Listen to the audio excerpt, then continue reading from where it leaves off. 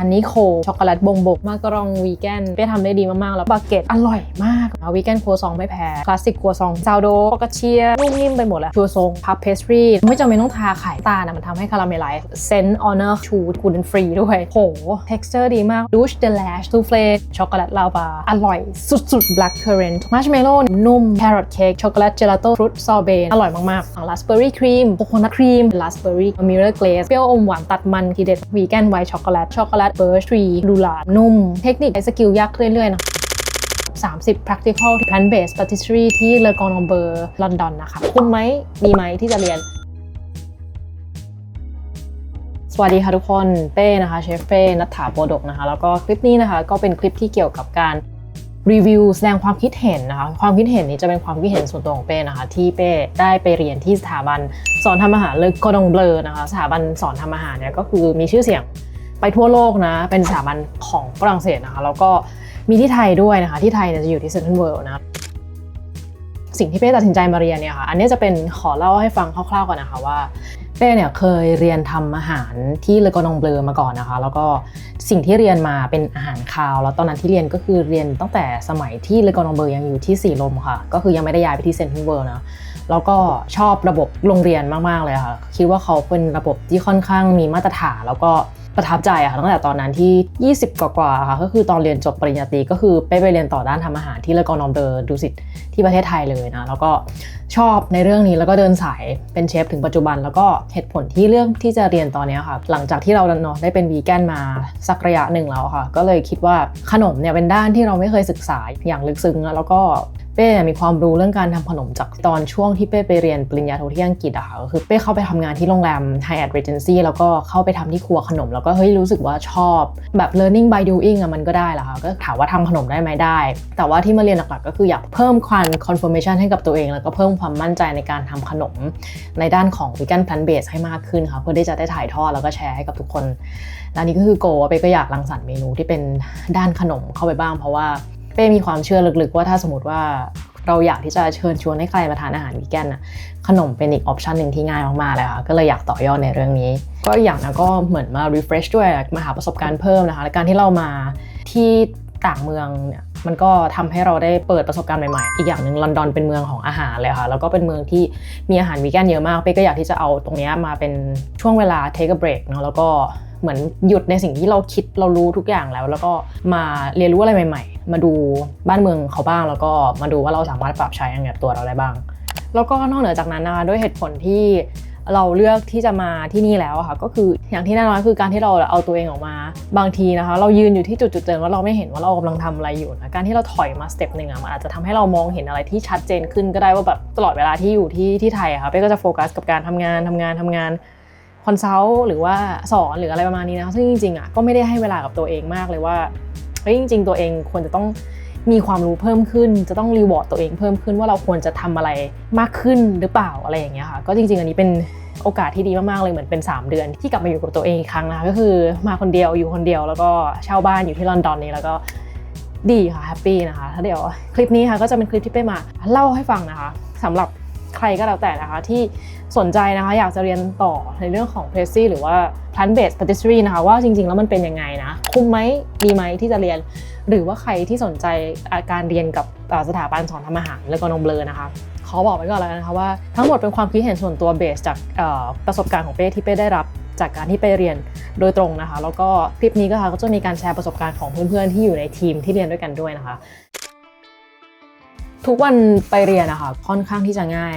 เวลาเรียนมันจะไม่แน่ไม่นอนก็ขึ้นอยู่กับตารางเนาะเดินทางไปเรียนก็แค่เป้ก็จะ manage เวลาออกก่อนเวลาเรียนประมาณสัก1 ชั่วโมงครึ่งอะค่ะก็ถ้าสมมติว่าเรียน8 โมงเป้ก็จะออก6 โมงครึ่งใช่ไหมคะการเดินทางเนี่ยตอนแรกก็ลองผิดลองถูกหลายรอบนั่งรถบัสไปต่อรถไฟสายนี้บ้างหรือว่าบางทีก็นั่งรถไฟยาวล่องหลายสายอะค่ะสุดท้ายก็คือจบที่การนั่งทูบอย่างเดียวไปเปลี่ยนทูบก็คือราคาจะถูกกว่าวันนึงเนี่ยจะตกอยู่ที่ประมาณ 6.4 ปอนด์นะหรือว่าประมาณ280 บาทซึ่งเอาจริงๆก็แพงแหละแต่ว่ามันก็ทำดีที่สุดได้แค่นี้เนาะการเดินทางจะใช้เวลาประมาณ40 นาทีอะค่ะก็คือเป้จะเดินจากบ้านเนี่ยไปที่สถานีรถไฟใต้ดินที่ชื่อว่า Westbourne Park แล้วก็นั่งสายเนี้ยค่ะก็คือสาย Hammersmith สีชมพูกับที่มันจะไปคู่กับสายสีเหลืองเนี่ยนั่งไปที่ King Cross เซนต์แพนครีสก็คือเป็นสถานีที่ใหญ่มากไปเปลี่ยนเป็นพิคาเดลี่อีกสายหนึ่งแล้วก็นั่งต่อมาที่เฮอร์เบิลนะคะก็คือเป็นสถานีที่ใกล้โรงเรียนที่สุดพอถึงสถานีเฮอร์เบิลเนี่ยเดินต่อมาอีกประมาณ10 นาทีก็จะถึงที่โรงเรียนวัน orientation เนี่ยทุกคนก็มารวมตัวกันอยู่ข้างล่างนะคะก็คือเขียนชื่อเขียนอะไรหาชื่อตัวเองแล้วก็เราก็จะเดินขึ้นไปที่ชั้น4กันนะคะเพื่อที่จะมีการปฐมนิเทศขึ้นคนค่อนข้างเยอะมากเลยค่ะแล้วก็มาจากหลายเชื้อชาติเนาะแล้วก็เนี่ยตอนแรกเป้มาถึงเขาหาชื่อเป้ไม่เจอเลยค่ะแล้วก็สุดท้ายแล้วก็คืองงกันสรุปแล้วก็คือว่าคนที่เป็นนักเรียนเก่าไม่ต้องมาก็ได้เป้ได้อีเมลว่าต้องมากึ่งหนึ่งแล้วคืองงว่ายังไงวะงงระบบแต่ anyway ค่ะก็คือก็ดีก็ได้ไปเหมือนเซอร์เวย์ว่าแบบโรงเรียนเป็นยังไงเขาก็พาทัวร์เดินทัวร์ตั้งแต่ชั้นบนชั้นล่างห้องอะไรมีอะไรบ้าง facility อะไรอย่างเงี้ยเขาก็จะมีการแนะนำเพิ่มเติมในจุดที่ว่าเราจะต้องเตรียมตัวยังไงในการที่จะเริ่มเรียนที่นี่ค่ะจุดนี้นะคะเขาก็จะมีการพาไปที่ล็อกเกอร์ด้วยนะคะแล้วก็รับตัวที่ล็อกคอมบิเนชันนะคะแล้วเราก็จะเซตคอมบิเนชันแล้วก็สามารถเอาของเข้าไปเก็บได้ตั้งแต่วันนี้เป็นต้นไปเลยเราก็จะมีการแจกชุดมีดนะคะพวกนี้เป้ก็ไม่ได้รับด้วยเพราะว่าเป้สายว่าเป้จะเอายูนิฟอร์มแล้วก็ชุดมีดอันเก่าของเป้มาแล้วก็เวฟในจุดของค่าใช้จ่ายตรงนี้ไปแต่ว่าอะไรรู้ไหมเป้มีชื่อว่าเป้ได้ชุดมีดกับยูนิฟอร์มด้วยเอาอีกมั่วไปอีกนะคะแต่ว่าเป้ก็ไม่ได้รับมานะคะเป้เป็นคนดีเป้ไม่หลอกใครเป้ก็ใส่ชุดที่เป้ใส่มาเมื่อ15 ปีที่แล้วเป้ทั้งตัวเท่าเดิมอยู่เลยค่ะทุกคนคือแบบเป้ยังใส่ได้ เสร็จแล้วก็เอาของไปเก็บที่ล็อกเกอร์แล้วเขาก็แจกเป็นตัวล็อกคอมบิเนชันเอาไว้ล็อกเกอร์แล้วก็ส่วนอีกวันหนึ่งอะค่ะมันก็จะเป็นเรื่อง Food Safety Level 2 ที่นักเรียนที่เรียนเชฟอะค่ะจำเป็นที่จะต้องสอบก่อนเพื่อที่จะเรียนทำอาหารได้นะก็คือเหมือนเรื่องสุขาภิบาลอาหารแต่ว่าอันนี้เป็น Level 2ซึ่งอันนี้จริงๆอะเป้เคยสอบไปนานมากแล้วตั้งแต่ตอนที่เป้อยู่อังกฤษแล้วเป้ทำงานในโรงแรมแต่ว่าอันเนี้ยมันหมดอายุแล้วนะมันจะหมดอายุทุก6 เดือนหรือปีนึงอะไรสักอย่างค่ะก็คือแน่นอนแหละมันต้องสอบใหม่เขาก็เลยบอกว่าถ้าสมมติว่ายูมีออปชันว่ายูจะมาพรุ่งนี้เนี่ยยูมาเรียนแล้วก็สอบก็ได้เหมือนกันก็คือทั้งวันนะคะแต่ว่าก็มีคนแอบกระซิบไปว่าเฮ้ยไม่ต้องมาหรอกเสียเวลาไปเรียนออนไลน์เอาสุดท้ายแล้วเขาไปก็ไม่ได้มาแล้วก็เรียนออนไลน์เอาออนไลน์ก็จ่ายไปประมาณ10 ปอนด์เองแล้วก็เรียนออนไลน์แป๊บเดียวแล้วก็สอบคือแบบง่ายมากชิลมากไม่ต้องเสียเวลาทั้งวันอะไรอย่างเงี้ยก็แนะนำนะคะถ้าใครมาเรียนเมืองนอกก็ลองดูออปชันนี้ดูนะคะไม่ต้องไปนั่งฟังคอร์สทั้งวันเนาะพอเป็นวันแรกเนี่ยที่มาที่เรียนนะคะก็จะยังไม่มีคลาสอะไรนะคะแต่เขาจะมีคลาสอันเนี้ยเหมือนเป็นคลาส introduction เหมือน welcome ก็คือเชฟเนี่ยเขาก็จะพูดถึงเรื่องกฎว่าแต่งตัวยังไงนะคะยูนิฟอร์มของการแต่งตัวเข้าเดโมนะแล้วก็การเข้า practical ต้องเป็นยังไงเนาะรองเท้าถุงเท้าอะไรได้ไม่ได้อะไรยังไงอะไรอย่างเงี้ยค่ะแล้วก็ในเรื่องของตัวสกอร์ด้วยเกณฑ์การให้คะแนนเขาเป็นยังไงแบบ A B C D E มีไครทีเรียยังไงassignment เนาะ deadline เป็นยังไงอะค่ะแล้วก็วิธีการเรียนการสอนจะออกมาเป็นในรูปแบบไหนและอันนี้นะคะเขาก็จะแจกตัว recipe book ก็จะมีทั้งหมด30 practical นะคะ30 practical เนี่ยก็จะอยู่ในหนังสือเล่มนี้นี่ก็เขาก็จะแจกเป็นหนังสือเล่มนี้ที่หนามากพอได้รับก็คือดีใจมากเลยค่ะเปิดดูแล้วก็แบบโอ้ว้าวน่าเรียนแบบว่า recipe ดูน่าสนใจมากเลยค่ะมีทุกอย่างเลยมีครอบคลุมทุกคนก็ดูตื่นเต้นมากในการที่แบบโหเราจะได้เรียนจริงจังๆแล้วว่าอะไรอย่างนี้ทีนี้ค่ะหลังจากนั้นนะก็จะมีตัวเรื่องของ health and safety ด้วยนะคะจริงๆมันดีมากๆเลยที่เนี่ยเขาให้ความใส่ใจในเรื่องของความปลอดภัยรวมไปถึงเรื่องแบบซิมโบลพวกแบบอันนี้อันตรายอันนี้เป็นวัตถุประเภทไหนอะไรอย่างเงี้ยเขาก็จะสอนเราว่าอันนี้มันหมายความว่าอะไรเวลาที่เราเห็นเราจะได้เข้าใจถูกเช่นอันนี้มีหัวกะโหลกนี้อันนี้มันอันตรายแค่ไหนอันนี้ติดไฟไหมหรืออะไรทำนองนี้ค่ะแล้วก็พวกแบบถังดับเพลิงสีไหนเป็นสีไหน signage อะค่ะว่าอันนี้หมายความว่าอะไรแล้วก็ทางหนีไฟนั่นนี่มีกี่ทางเนาะแล้วก็จะมีวิธีการป้องกันการล้มมีดบาดแล้วก็วิธียกของเป็นยังไงอะก็เป็นเหมือนแบบ basic recommendation นะกันของการทำงานในครัวเราก็จะมีการเรียนออนไลน์ด้วยนะปกติอาทิตย์นึงเนี่ยค่ะก็จะมีคอร์สเนี่ยมันจะรันไปทั้งหมดประมาณ3 เดือนใช่ไหมคะรวมทั้งหมดก็ได้ประมาณ220 ชั่วโมงอย่างเงี้ยก็จะตีไปว่าเซลฟ์สตัดดี้มันจะเป็นวัน150 ชั่วโมงค่ะแล้วก็การเรียนเฉลี่ยประมาณอาทิตย์หนึ่ง22 ชั่วโมงเราก็จะเรียนกัน 3-4 วันต่อสัปดาห์เนาะแล้วต่ออาทิตย์อะค่ะก็จะเป็นการเรียนตัวออนไลน์1 ครั้งเนาะออนไลน์เนี่ยก็จะเป็นเว็บไซต์ส่วนตัวของเขาที่เรียกว่า Engage พอเข้าไปมันก็จะสามารถดูได้ในเรื่องของ Part Theory นะ Theory ก็จะแยกเป็น2 Part เลยก็คืออันใหญ่ๆก้อนใหญ่อันนึงก็จะเป็นในเรื่องของโดยรวมเลย Knife Skill Basic Pastry คืออะไร Dough Puff Pastry นะคะ Sugar Work ก็จะพูดรวมๆเหมือนเป็น Basic Knowledge ที่เราสามารถเข้าไปอ่านได้แต่ว่าอันนั้นบางอย่างมันไม่สามารถ apply ได้กับ Plant Based นะเพราะว่ามันก็ยังมีตัวพวกเนยนมไข่อยู่แล้วก็อีกหมวดหนึ่งก็เป็นหมวดของคอร์สนี้โดยเฉพาะเลยก็จะเป็นของ Plant Based ว่าเข้าไป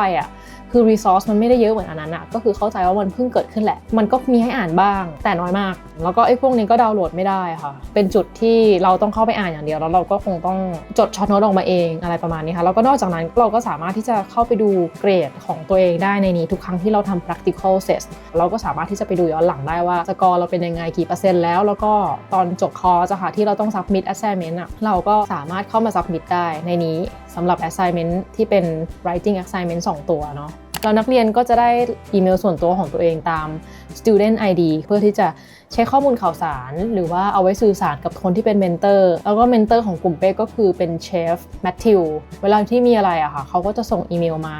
ที่ CC ไปทั้งกลุ่มแล้วก็จะบอกว่าเฮ้ยยูมี follow up อันนี้อะไรอย่างเงี้ยก็ว่ากันไปก็จะสื่อสารกันทางอีเมลแล้วก็จะมีอีกคลาสหนึ่งนะคะที่ไม่ได้เกี่ยวข้องกับตัวอาหารนะคะก็จะเป็นตัว harassment class นะคะก็คือเหมือนเป็นคลาสที่อธิบายแล้วก็ prepare ให้เรามีความพร้อมในเรื่องของ harassment ก็คือการล่วงละเมิดนะอันนี้ถ้าใครทำงานในสายนี้ก็อาจจะเข้าใจอยู่นะคะว่ายิ่งเป็นเชฟเวลาที่เราเข้าไปทำงานแล้วเหมือนโดนกดขี่ข่มเหงจากความอารมณ์ไม่ดีของเชฟอันนี้ก็แบบทำไมก็ไม่รู้เนาะอะไรเงี้ยก็จริงๆเรื่องนี้มันควรจะหยุดได้แล้วเขาก็อธิบายว่าเราควรจะแก้ไขปัญหายังไงถ้าเกิดเหตุการณ์นี้กับเราอะไรอย่างเงี้ยค่ะก็คือเป็นการเตรียมตัวให้พร้อมแล้วเขาก็บอกว่าเขาก็มีคนที่สามารถรับฟังแล้วก็ช่วยเหลือในเรื่องนี้ถ้ามีสถานการณ์นี้เกิดขึ้นกับเราที่ลึกของเราหรือว่าสามารถให้คำแนะนำได้ว่าเราจะทำตัวยังไงเมื่อเจอสถานการณ์แบบนี้ค่ะก็คือสามารถปรึกษาได้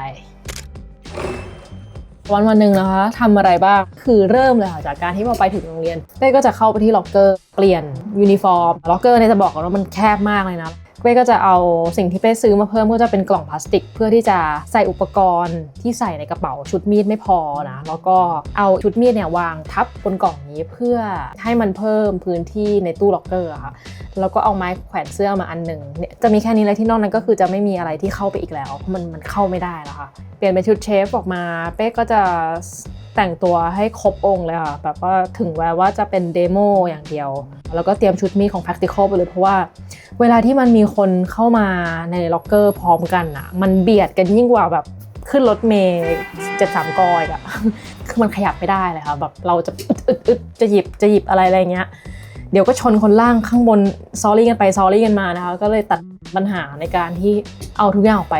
ถือมันไปทั้งวันอย่างนั้นนะคะก็เอาไปตั้งแต่แรกเลยทีนี้ก็จะไปสแตนด์บายก็จะดูในสเกจชัวร์ไว้ก่อนนะคะว่าเฮ้ยวันนี้เราเรียนชั้นไหนอะไรอย่างเงี้ยเราก็ไปรออยู่เลยหน้าห้องส่วนใหญ่เขาไม่ค่อยให้เข้าห้องก่อนเวลามากเกินไปเนาะถ้าแบบประมาณสัก20 นาทีอะไรอย่างเงี้ยก็เข้าไปได้ค่ะที่เป็นเดโมนะคะแต่ practical คือเข้าไม่ได้แน่นอนก็จะไปยืนรอแล้วก็เอาของไปวางที่ห้องซึ่งสเกจชัวร์เนี้ยก็สามารถที่จะ access ได้ในตัวออนไลน์ของระบบLe Cordon Bleu นะคะตารางเรียนเนี่ยมันจะมีให้ดูหลายสีมากเลยนะตารางเรียนมันก็จะเป็นสีม่วงสีเขียวสีฟ้าอะไรอย่างเงี้ยนะคะซึ่งแต่ละช่องมันก็จะมีความหมายไม่เหมือนกันเนาะอย่างถ้าตัวเป็นตัวสีเขียวก็คือจะเป็นการเดโมเป็นคลาสเดโมก็คือเราเข้าไปนั่งดูเชฟทำให้ดูก่อนแล้วก็จดเลคเชอร์สีฟ้าค่ะก็คือตัวที่เราต้องทำตามเดโมนั้นก็คือเป็น practical แล้วเขาก็จะ state เป็น number เอาไว้นะคะเช่น01 อะไรอย่างเงี้ยมันก็ต้องแมทช์กันส่วนตัวที่หลักๆนะคะที่ต้องดูให้เข้าใจก็จะเป็นตัวเลคเชอร์ก็จะเป็นเหมือนเข้าไปนั่งเรียนเหมือนคลาสซึ่งไอตัวเลคเชอร์เนี่ยจะมีไม่ค่อยบ่อยเท่าไหร่แบบการเตรียมการสอบส่วนตัวเวิร์กช็อปค่ะเวิร์กช็อปก็จะเป็นการเรียนการสอนอีกสไตล์นึงที่ไม่ได้เป็นการไปดูเดโมและ practical แต่ว่าเป็นการเดินเข้าไปในห้องนั้นแล้วก็ทำไปพร้อมๆกับเชฟเลยอันนี้จะเป็นสไตล์เวิร์กช็อปตัวบุ๊กเลตอันนั้นที่ใหญ่ๆไปเอากลับมาที่บ้านแล้วก็เอาไปเฉพาะที่ต้องเรียนมันจะง่ายกับการแบกไปแบกมามากกว่าเพราะว่ามันค่อนข้างที่จะหนักมากเวลาที่ทานข้าวครับส่วนใหญ่เป้ก็จะนั่งทานใน Student Lounge ห้องนี้ค่ะเพราะว่าในช่วงแรกๆมันยังไม่ค่อยหนาวก็จะไปนั่งตากแดดกินข้าวข้างนอกแต่ว่าหลังๆพอมันเริ่มเย็นขึ้นแล้วว่าแบบเกชั่วมันติดกันมากเลยมันแทบไม่มีแก็บเลยเป้ก็จะรีบกินข้าวให้เสร็จในห้องนี้ แล้วก็ไปเรียนต่อเลยค่ะจะมีอีกห้องหนึ่งที่เป้ก็ไปบ่อยเหมือนกันตั้งแต่มานี่คือยืมหนังสือไปค่อนข้างหลายเล่มแล้วก็หนังสือเขานะคะน่าสนใจหลากหลายมีทั้งเรื่องพันเบสทั้งเรื่องคูซีนเพสทรีมีหลายอย่างมีเรื่อง raw vegan ด้วยก็ยืมมาอ่านหลายอันแล้วค่ะอย่างหนังสือเล่มนึงเนี่ยเขาก็จะให้ยืมได้1 อาทิตย์มาดูกันดีกว่านะคะว่าทั้งหมด3 เดือนเนี่ยเป้เรียนอะไรไปบ้างนะคะเริ่มจากคลาสแรกเลยค่ะก็จะเป็นเรื่องของตัว basic knowledge ของ kitchen operation ที่จะเป็นการใช้ weight scale นะการ calibrate ใช่ไหมการกดแทน convert measurement imperial metric convert อุณหภูมิ Celsius Fahrenheit แล้วก็ sugar cookingแล้วก็จะเป็น basic knife cut ก็คือลิงก์ไปที่ practical knife cut ที่ผลไม้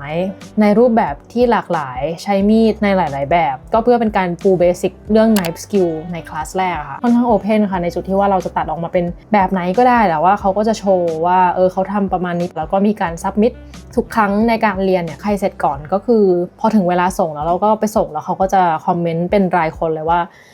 อันนี้เป็นยังไงไฮจีนยังไงเราก็จะเขียนคอมเมนต์อันนั้นนะคะลงมาที่กระดาษใบนั้นแล้วเขาก็จะเซ็นมันจะเป็นเหมือนหลักฐานแหละว่าเราได้เข้าคลาสนั้นด้วยแล้วเราก็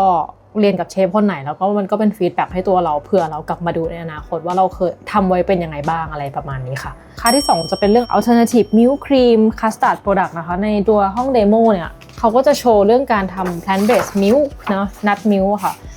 และในตัวของ practical เนี่ยสิ่งที่เราทำเนี่ยก็จะเป็นพานาคอตต้านี้ก็จะใช้แบบตัวโคโคนัทมิลค์เป็นตัวหลักเสร็จแล้วนะคะก็จะมีการทำทิวข้างบนด้วยโดยใช้โมเนี่ยก็คือออกมาก็เป็นดีไซน์ที่สวยงามดีนะคะจะมีการเตรียมเนยสำหรับคลาสถัดไปไว้ด้วยนะคะแล้วก็จะตีเนยขึ้นเนยเอาไว้สำหรับขนมของตัวคลาสถัดไป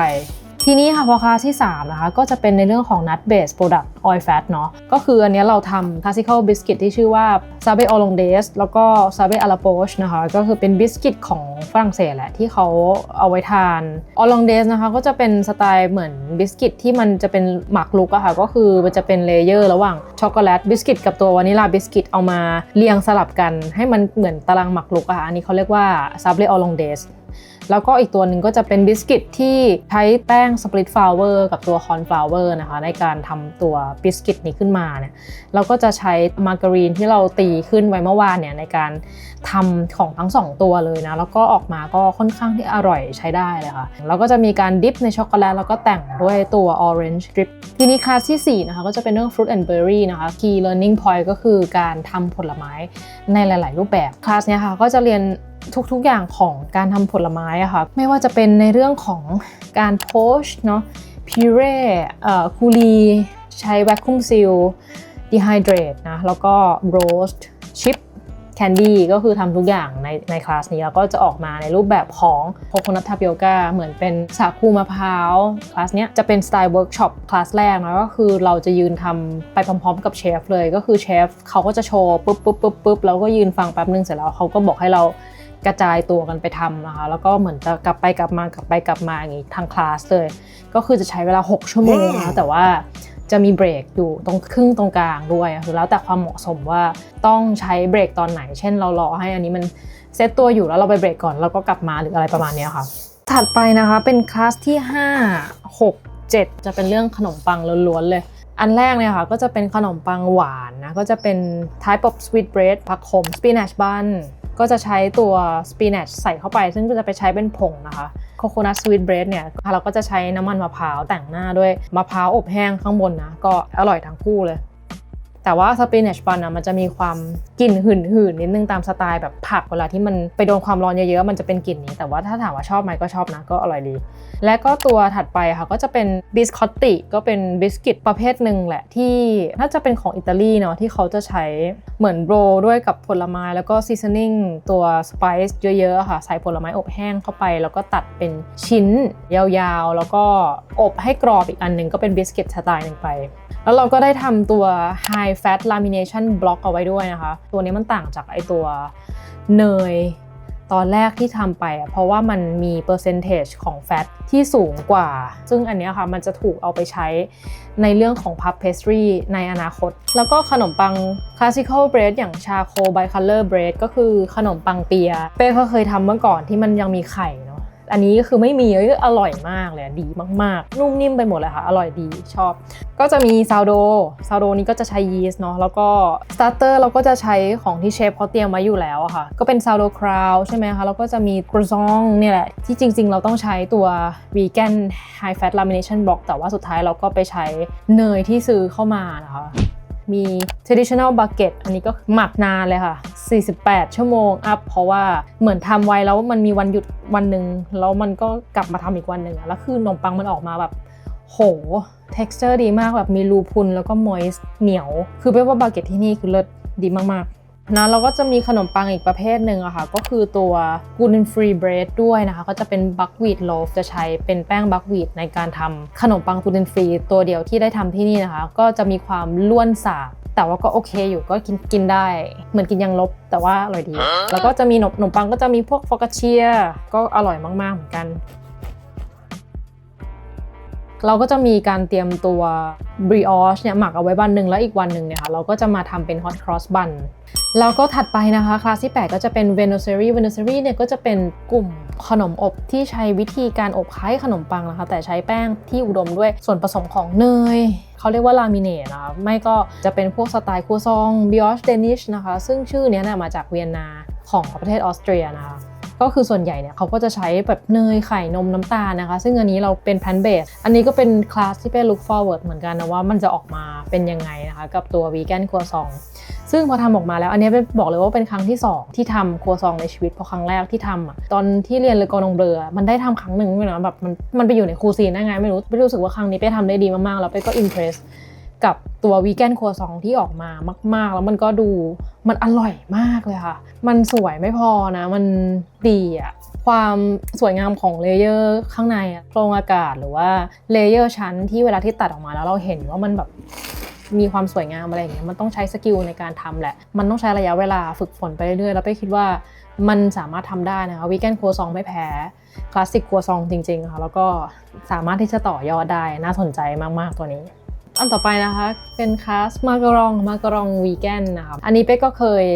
ทำอยู่แล้วที่ไทยปกติจริงๆตอนแรกที่กลับมาจากฝรั่งเศสอะค่ะเราเป๊กก็เป็นวีแกนใช่ไหมเป๊กก็ค้นหาวิธีทำไอตัวมาการองอันนี้แบบดูออนไลน์อะไรเงี้ยตอนนั้นมันยังไม่ค่อยมีมันแทบจะไม่มีใครทำเลยแล้วก็เป๊กก็ไปเจออินกิเดียนนึงที่ชื่อว่าโปเตโต้โปรตีนนะคะแล้วเป๊กก็สั่งมาจากที่กรีซเลยนะแล้วก็ลองทำก็ทำได้แล้วก็ลองทำมาเรื่อยๆแต่ว่ามันยังไม่ค่อยเสถียรในจุดที่ว่าคือเป๊กไม่ได้มีเตาอบ convection อะที่มันเป็นเตาอบดีๆที่มันจะแบบ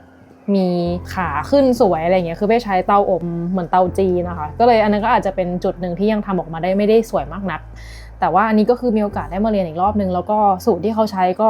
ใช้โปเตโต้โปรตีนเป็นตัวแทนไข่ขาวเหมือนกันนะแล้วก็ที่ทำออกมาค่ะก็ค่อนข้างสวยเลยตัวมาการองเนี่ยข้างในเนี่ยก็จะมีช็อกโกแลตกานาชแล้วก็มีฟิลลิ่งอยู่ตรงกลางที่เป็นเจลด้วยนะคะก็อร่อยมากๆเลยแล้วก็จะมีมาการองอีกแบบนึงเป็นแบบคลาสสิกนะคะชื่อว่ามาการองเดอแนนซี่ก็คือจะเป็นสูตรคล้ายๆกันแต่ว่ามันจะต่างกันตรงที่ไม่ต้องโฟกับมะแรงเข้ามานะคะเราก็แค่ผสมทุกอย่างเป็นเพสบีบลงแล้วก็อบได้เลยนะคะอันนี้ก็จะเป็นคลาสสิกมาการองเดอแนนซี่โอเคค่ะแล้วก็นะคะต่อจากคลาสมาการองเนี่ย10 11เนี่ยจะเป็นเรื่อง petit four มาเลยนะแต่ว่า10เนี่ยก็จะเป็นเรื่อง petit four sec petit four แปลว่า small oven แล้วก็ sec แปลว่า dry ก็จะเป็นตัวขนมชิ้นเล็กๆที่เขาเอาไปทานกับตัว afternoon tea อะค่ะแล้วก็ที่บอกว่า dry นั่นหมายความว่ามันก็จะเป็นสไตล์บิสกิตที่แบบกินเป็นคำๆอะไรอย่างเงี้ยค่ะแล้วก็ในจุดที่เรียนใน practical วันนี้นะคะได้ทำตัวอะไรไปบ้างนะคะก็จะมีบิสกิต2ประเภทนะคะก็คือที่ชื่อว่าบาตงเดอมักโชแอนเอพงเช่นะคะเบสจะคล้ายๆกับตัวมาการองข้างบนนะคะทำเป็นเมแรงแล้วก็โฟเข้ามาใช่ไหมคะแล้วก็เอาไปโรยกับตัวอัลมอนด์ก่อนอบตรงกลางเนี่ยก็จะสอดไส้เป็นพาลีนออเรนจ์บัตเตอร์ครีมอยู่ข้างในเนาะแล้วก็จะมีอีกตัวหนึ่งที่อยู่ในตัว practical เนี้ยค่ะก็คือตัวมาการองเชลปกติข้างในก็จะสอดแทรกกับตัว apricot conserve ก็คือเป็นแยม apricot เนาะถัดไปก็จะเป็น petit fourมวยงนะคะคือถ้าไปอ่านภาษาฝรั่งเศสผิดไปขออภัยด้วยนะคะแต่ว่าไปพยายามอยู่ นี่นะคะ Petit four moelleux เขาบอกว่า petit four moelleux นะคะเพราะฉะนั้นมันคืออันนี้แหละมันหมายความว่า small sweet bite size confection that are soft and tender มันก็คือขนมชิ้นเล็กๆที่มีความหวานแล้วก็มีความนุ่มสิ่งที่ทำไปนะคะก็จะเป็นช็อกโกแลต ฟินอนเซียอันนี้เป็นโซคลาสสิกของฝรั่งเศสนะคะยังไงก็ต้องเรียนเหมือนเป็นอะไรรู้ไหมคะเหมือนเป็นเค้กช็อกโกแลต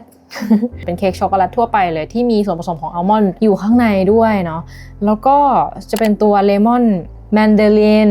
อันนี้นะคะ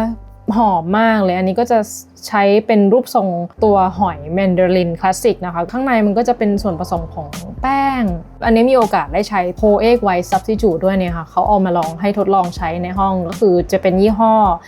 ยัมโก้นะคะจะมีผิวมะนาวที่ใส่เข้าไปด้วยนะแล้วก็อบในโมของแมนดารินออกมาก็คือหอมใช้ได้ค่ะอร่อยดีแล้วก็อีกตัวหนึ่งเป้ค่อนข้างชอบตัวนี้มากๆเลยเพราะมันเป็นตัวของคาวนะมันก็คือโอลิฟอัลมอนด์มินยงเหมือนเป็นเค้กมินิที่ใส่โอลิฟเข้าไปข้างในมันมีปริมาณน้ำตาลแต่ว่ามันน้อยแล้วมันก็กึ่งเหมือนของคาวของหวานอะไรอารมณ์เนี้ยค่ะแล้วก็เบสจากตัวสปันจ์เนี่ยก็จะมีอัลมอนด์ค่อนข้างเยอะแล้วเวลาที่กินเข้าไปมันจะมีความนัวของอัลมอนด์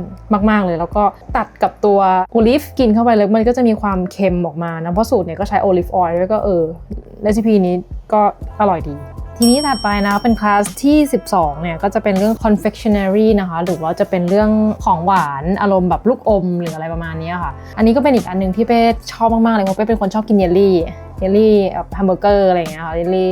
เป็นคนชอบกินเยลลี่มากเยลลี่รูปโค้กเยลลี่จอลลี่แบร์เยลลี่รูปแฮมเบอร์เกอร์อะไรอย่างเงี้ย confectionery เนี่ยสิ่งที่ได้เรียนนะคะก็จะเป็น coffee caramel mousse เหมือนเป็นท็อฟฟี่ที่ทำมาจากคาราเมลแต่ว่าจะมีกลิ่นกาแฟโอ้โหอันนี้คืออร่อยมากเลยพาเต้เดฟรูนะคะก็คือตัวเหมือนเป็นเยลลี่แหละที่ใช้ผลไม้หลายๆประเภทเนี่ยเอามาเคี่ยวเนาะให้ได้อุณหภูมิอันนี้ผลไม้ก็จะใช้ตัวมะม่วงสับปะรดแล้วก็กล้วยนะคะเอามาเคี่ยวให้ได้อุณหภูมิแล้วก็ทำเป็นเจลลี่ขึ้นมาแล้วก็โคตน้ำตาลอันนี้อร่อยมากเหมือนกันแล้วก็อีกตัวหนึ่งนะคะก็จะเป็นฮันนี่โคมเนี่ยจริงๆมันก็เป็นวีแกนอยู่แล้วนะมันเหมือนต้มน้ำตาลนะคะแล้วใส่เบกกิ้งโซดาแล้วก็เทออกมาให้มันแบบกัดก่อนแล้วมันก็จะเป็นรูอะไรอย่างเงี้ยเขาเรียกว่าฮันนี่โคมก็คือเราก็เรียน3ตัวนี้ในคลาส confectionery ค่ะถัดไปนะคะคลาสที่13-45เนี่ยค่ะจะเป็นเรื่องช็อกโกแลตหมดเลยเนาะแล้วก็จะลงดีเทลไปตั้งแต่เรื่องการเทมเปอร์ช็อกโกแลตนะคะว่าดาร์กช็อกไวท์ช็อกใช้อุณหภูมิอะไรต่างกันเท่าไหร่นะเราก็ได้เรียนรู้การทำตัวช็อกโกแลตบาร์นะใช้เป็นโมแล้วก็ใส่ตัวพวกผลไม้ถั่วอะไรไปไว้ตรงกลางอะไรอย่างเงี้ยค่ะไอเดียของการทำตัวเทมเปอร์เนี่ยค่ะก็คือถ้าเราทำออกมาถูกเนี่ยช็อกโกแลตเวลาที่หักมันจะเป็นเสียงก็คือมันจะเงาสวยแล้วก็หลุดออกจากโมได้ง่ายจริงๆอันนี้ก็ถือว่าเป็นครั้งที่2เพราะไปเคยไปเรียนทำช็อกโกแลตมาแล้วตอนที่อยู่ที่ไทยแต่ว่ามันนานมากจนจำอะไรไม่ได้แล้วค่ะแล้วก็อันนี้ก็คือเหมือนกลับมาปัดฝุ่นอีกครั้งแล้วก็ได้ลองทำก็ดีค่ะแล้วก็ได้ความรู้เรื่องนี้ก็คือเอาไปต่อยอดได้แหละเพราะว่าช็อกโกแลตก็เป็นส่วนหนึ่งของตัวขนมเลยที่ทำให้มันอร่อยเนาะก็ได้ทำช็อกโกแลตบาร์ใช่ไหมคะแล้วก็จะมีลอลลี่ป๊อปจริงๆก็คล้ายๆกันก็คือเทมเปอร์ช็อกโกแลตเอามาวางบนกระดาษแล้วก็เอาไม้ไปวางแล้วก็โรยตัวถั่วผลไม้อบแห้งอะค่ะเนาะแล้วก็จะมีตัวช็อกโกแลตเมนเดียนส์ก็คืออันนี้มันก็จะเป็นคลาสสิกช็อกโกแลตแหละที่จะเป็นเหมือนรูปเหรียญเราจะบีบช็อกโกแลตเทมเปอร์เป็นวงกลมแล้วก็เหมือนเดิมค่ะพวกของแต่งทั้งหมดเนี่ยนะคะเป้จะบอกว่ามันเยอะมากที่ทำออกมาตั้งแต่ที่ทำจนจบกับอังกฤษเป้เอากลับมาที่บ้านเนี่ยกินเพิ่งหมดคือเป้ค่อยๆกินวันละนิดคือพอมันกินเยอะมันก็ไม่ได้นะมันก็น้ำหนักก็อาจจะขึ้นได้แล้วตอนนี้ก็ขึ้นแล้วค่ะดูหน้าเป้ อร่อยมากเลยค่ะชอบคลาสช็อกโกแลตแล้วก็หลังจากนั้นนะคะมันก็จะมีการทำ transfer sheet นะก็คือทำลายให้กับช็อกโกแลตเพื่อนจะเคยเห็นว่าช็อกโกแลตเดคอเรชันนะคะมันจะมีลายอยู่ฝั่งหนึ่งก็คือจะเป็นลายสีสันสดใสอะไรอย่างเงี้ยมันมาจากตัวกระดาษที่เรียกว่า transfer sheet เราก็ทำการเทมเปอร์ช็อกโกแลตใช่ไหมแล้วก็เอามาปาดบน transfer sheet เสร็จแล้วพอมัน touch dry คือมันเริ่มแห้งนิดนึงแบบไม่ได้แห้งเปราะแห้งแบบแข็งเราก็ตัดตามไซซิ่งที่เราต้องการนะคะแล้วก็ตัวนี้ก็จะเป็นการเอาไปหมุนบิดไว้กับตัว rolling pin เพื่อที่จะคงรูปให้เขาเป็นเชฟเป็นงอนๆอะไรอย่างเงี้ยก็จะมีหลายแบบนะคะบางตัวก็จะเป็นสี่เหลี่ยมธรรมดาก็มีเนาะแล้วก็จะมีตัวโค้งเป็นแบบเคิร์ฟก็มีก็คืออันเนี้ยต้องทำด้วยระยะเวลาที่รวดเร็วก่อนที่เขาจะเซตเนาะนอกเหนือจากนั้นนะคะก็จะมีลวดลายอื่นๆนะคะที่เชฟทำในเดโมที่เราไม่ได้ทำก็จะเป็นพวก cigarette shape นะคะแล้วก็จะเป็น texture dark chocolate square ก็คือเหมือนตรงกระดาษนะคะมันจะเป็น texture อยู่แล้วก็คือมันจะเป็นลายต้นไม้อะไรเงี้ยแค่ปาดลงไปบนนั้นแล้วก็ออกมาในรูปแบบของ texture ช็อกสแควร์เนาะแล้วก็นอกเหนือจากนั้นนะคะคาช็อกโกแลตก็จะมีตัวทำเป็นช็อกโกแลตบงๆด้วยก็คือเป็นช็อกโกแลตที่มันมีฟิลลิ่งอยู่ข้างในใช่ไหมคะที่เราเอาไปใส่ตัวโมที่มันเป็นหลุมๆช็อกโกแลตนะคะที่เราเคยเห็นนะก็จะเป็นการใช้สีโคโค่บัตเตอร์ทาไปที่ตัวโพลีคาร์บอเนตโมแล้วก็พอมันแห้งเนี่ยเราก็เทมเปอร์ช็อกโกแลตแล้วก็เทลงไปทำกรอบก่อนนะคะแล้วก็เทออกพอมันเสร็จแล้วเนี่ยทำการบีบฟิลลิ่งเข้าไปในบงๆตัวฟิลลิ่งนั้นนะคะก็คือเป็นกานาชแล้วเราค่อยดีโมเขาก็คือแค่คว่ำออกมาเคาะคอนิดนึงอะไรอย่างเงี้ยค่ะเขาก็จะหลุดออกมาส่วนตัวเหรียญอันนี้ค่ะก็เป็นตัวช็อกโกแลตเทมเปอร์ที่พอเราบีบช็อกโกแลตลงไปอ่ะเราก็เอาตัวสแตมป์ค่ะสแตมป์โลโก้อ่ะก็ไอตัวเนี้ยเอาไปเข้าแบบบราชิลเลอร์ให้มันเย็นจัดเลยแล้วก็เอามาสแตมป์บนช็อกโกแลตที่เทมเปอร์ไว้แล้วมันก็จะออกมาในรูปตามดีไซน์ของไอตัวสแตมป์ของเราอะค่ะซึ่งไอตัวสแตมป์เนี้ยมันต้องเย็นจัดนะไม่งั้นนะมันจะดึงไม่ออกพอมันเซ็ตตัวเฟิร์มแล้วใช่ไหมคะแล้วก็เอาตัวบรัชทาตรงช็อกโกแลตที่เราดีไซน์เอาไว้แล้วค่ะมันจะเป็นสีโกลเอามาทาให้มันเงาแค่นั้นแล้วก็ส่งอีกตัวหนึ่งของช็อกโกแลตก็คือจะเป็นโรเชอร์เป็นอัลมอนด์เคลือบช็อกโกแลตเนี่ยแหละอันนี้ก็ใช้วิธีการเอาอัลมอนด์ไปผัดกับน้ำตาลเหมือนที่บ้านเราเขาก็จะผัดถั่วเคลือบน้ำตาลจนมันคริสตัลขึ้นมาแล้วมันก็จะแบบเปลี่ยน texture อะไรอย่างเงี้ยค่ะหลังจากนั้นเอาช็อกโกแลตเทลงไปช็อกโกแลตที่เทมเปอร์แล้วก็หยิบออกมาเป็นชิ้นๆตามพอร์ชั่นเป็นคำๆมาเรียกว่าโรเชอร์ค่ะทีนี้นะคะก็จะไปถึงตัวที่16แล้วค่ะก็คือโคโค่เพสทรีทาร์ตเลตนะคะก็เป็นการทำทาร์ตตัวแรกนะคะทาร์ตเนี้ยจะเป็นทาร์ตเบสช็อกโกแลตและจะเป็นทาร์ตที่ใช้ตัวแป้งบัควีทฟลาวเวอร์ผสมเข้าไปด้วยคีย์เลิร์นนิ่งของไอตัวทาร์ตอันเนี้ยค่ะมันก็จะเป็นอัลมอนด์ครีมเป็นฟิลลิ่งข้างในหรือว่าที่เขาเรียกว่าแฟรงจิพานะคะเป็นคลาสสิคอลฟิลลิ่งซึ่งตัวทั่วไปนะคะเขาก็จะใช้เป็นอัลมอนด์เนยน้ำตาลไข่นะคะแต่ว่าอันนี้ก็คือจะไม่มีแล้วไปว่าก็อร่อยไม่แพ้กันแล้วก็จะมีตัวคอมพอตซ้อนไว้ข้างบนนะคะแล้วก็จะมีอัลมอนด์เคลือบน้ำตาลจะมีการทำคาวาโดสคาราเมลเอาไว้ชั้นล่างสุดแล้วก็จะเลเยอร์ด้วยแอปเปิลคอมพอตแฟรงจิพานข้างบนก็จะตบด้วยดับเบิลครีมก็คือไอตัวครีมนี้ก็จะผสมอัลมอนด์กานาชทำเป็นรูปของตัวโรเชอร์ก็คือเป็นแบบเหมือนคล้ายๆคาเนลที่ใหญ่กว่าเดคอเรชันไว้ข้างบนถัดไปนะคะคลาส17เนี่ยก็จะเป็นตัวฟรุตทาร์ตนะคะตัวนี้ก็เป็นตัวที่อยู่ในหนึ่งในข้อสอบของเขานะคะแต่ลืมบอกไปว่ามาการองเนี่ยก็คืออยู่ในหนึ่งในแคนดิเดตของการเป็นข้อสอบนะคะและตัวนี้นะคะก็เป็นการทำ sweet pastry tart ที่ใช้เนยเย็นกับของแห้งอะค่ะไปผสมให้เข้ากันเป็นเนื้อทรายเสร็จแล้วก็ add liquid เขาเรียกว่า pâte sablé นะคะแล้วก็ทำเป็นทาร์ตออกมาใช่ไหมคะเทคนิคก็คือการอบทาร์ตที่สวยงามเนาะออกมาได้พอดีไซส์นะคะเชลสวยแล้วก็มีการจับขอบพอดีแล้วก็จะมีการทำเพสทรีครีมไว้เป็นฟิลลิ่งที่อยู่ตรงกลางด้วยนะเพสทรีครีมนี่ก็จะใช้ขมิ้นในการทำสีนะคะเพื่อให้ได้สีเหลืองแล้วก็จะใช้ตัวเซตติ้งเอเจนต์ของเขาเนี่ยก็จะเป็นแป้งหลายแบบจะมีเกรสข้างบนเพื่อที่จะให้เงางามได้เรียนรู้วิธีทำเกรสที่ใช้เปกตินในการเป็นส่วนผสมนะคะแล้วก็แต่งด้วยผลไม้ก็จะเป็นเทคนิคของการคัตติ้งหลายๆแบบมาถึงคลาสที่ 18-19 นะคะก็จะเป็นคลาสในเรื่องของตัวพัฟเพสทรีนะคะอย่างครั้งนี้นะคะจะเป็นการลามิเนตแป้งพัฟเก็บไว้ซึ่งจริงๆอันนี้อย่างที่เป้บอกว่าคราวที่แล้วที่มันไม่ได้ใช้ในครัวซองเขาจะให้มาใช้คลาสเนี้ยแต่เขาก็ไม่ได้เอามาให้ใช้อยู่ดีก็คือเราก็ไม่ได้ถูกทำเราก็ใช้เนยที่แบบซื้อมาจากข้างนอกค่ะก็คือเราก็ไม่ได้ใช้เรซิปีที่เราถูกสอนมาอยู่ดีนะคะซึ่งอันนี้ก็ยังเป็น question mark อยู่ว่าแล้วยังไงแล้วมันใช้ได้ผลไหมอะไรอย่างเงี้ยค่ะเดี๋ยวเป้ก็คงต้องหาวิธีไปลองสูตรนี้เองเป็นการ prepare puff pastry สำหรับวันพรุ่งนี้ค่ะที่เราจะใช้ตัว recipe puff pastry เนี้ยในการทำเมียเฟยก็คือเป็นขนมอีกประเภทหนึ่งแล้วหลังจากที่ทำ puff pastry เสร็จนะคะเราก็จะมีการทำขนมที่ทำจาก puff pastry อีก2อย่างก็คือ1ชัวซงหรือว่าเรียกว่าแพร turnover เหมือนกับพายแอปเปิลแต่อันนี้จะเป็นพายลูกแพรเนาะเป็นการทำแล้วก็ turnover อีกฝั่งหนึ่งก็คือเหมือนที่เราเคยทานที่หาซื้อได้ตามร้านเบเกอรี่ทั่วไปอะค่ะเบเกวอชที่ใช้อะก็จะเป็นตัวโอ๊ตมิลค์ผสมน้ำตาลนะคะก็อย่างที่เป้เคยเล่าให้ฟังว่าเราไม่จำเป็นต้องทาไข่ด้วยซ้ำนะคะน้ำตาลมันทำให้คาราเมลไลซ์แล้วมันทำให้เกิดสีเพราะฉะนั้นเนี่ยอย่างอันนี้เขาก็ใช้ตัวนมกับน้ำตาลผสมกันแล้วก็อีกตัวที่ทำในวันนี้เขาก็ชื่อว่าปาแงกเนี่ยก็เป็นพัฟที่ทำเป็นรูปผีเสื้อเนาะโรลพัฟเพสทรีออกมาตัดออกมาแล้วก็แยกเขาออกมาให้มันเป็นตัวผีเสื้อแล้วก็โรยน้ำตาลฉ่ำๆกรอบอร่อยแล้วถัดไปนะคะก็จะเป็นเมียเฟยนะคะของคลาสอีกวันหนึ่งที่จะเป็นของเรื่องพัฟเพสทรีเมียเฟยเนี่ยเป็นขนมคลาสสิกมากๆเลยของ ฝรั่งเศสนะคะก็จะเป็นการเลเยอร์ระหว่างพับเพสทรีที่ถูกกดทับไม่ให้มันบานออกมาค่ะกับเลเยอร์ครีมระหว่างชั้นเนาะแต่ว่าเนี้ยเขาก็พลิกแพลงโดยการที่พอทำเสร็จแล้วอะคว่ำเสิร์ฟอีกฝั่งหนึ่งแล้วก็บีบครีมข้างบนอย่าง learning point ของอันเนี้ยมันก็จะเป็นการใช้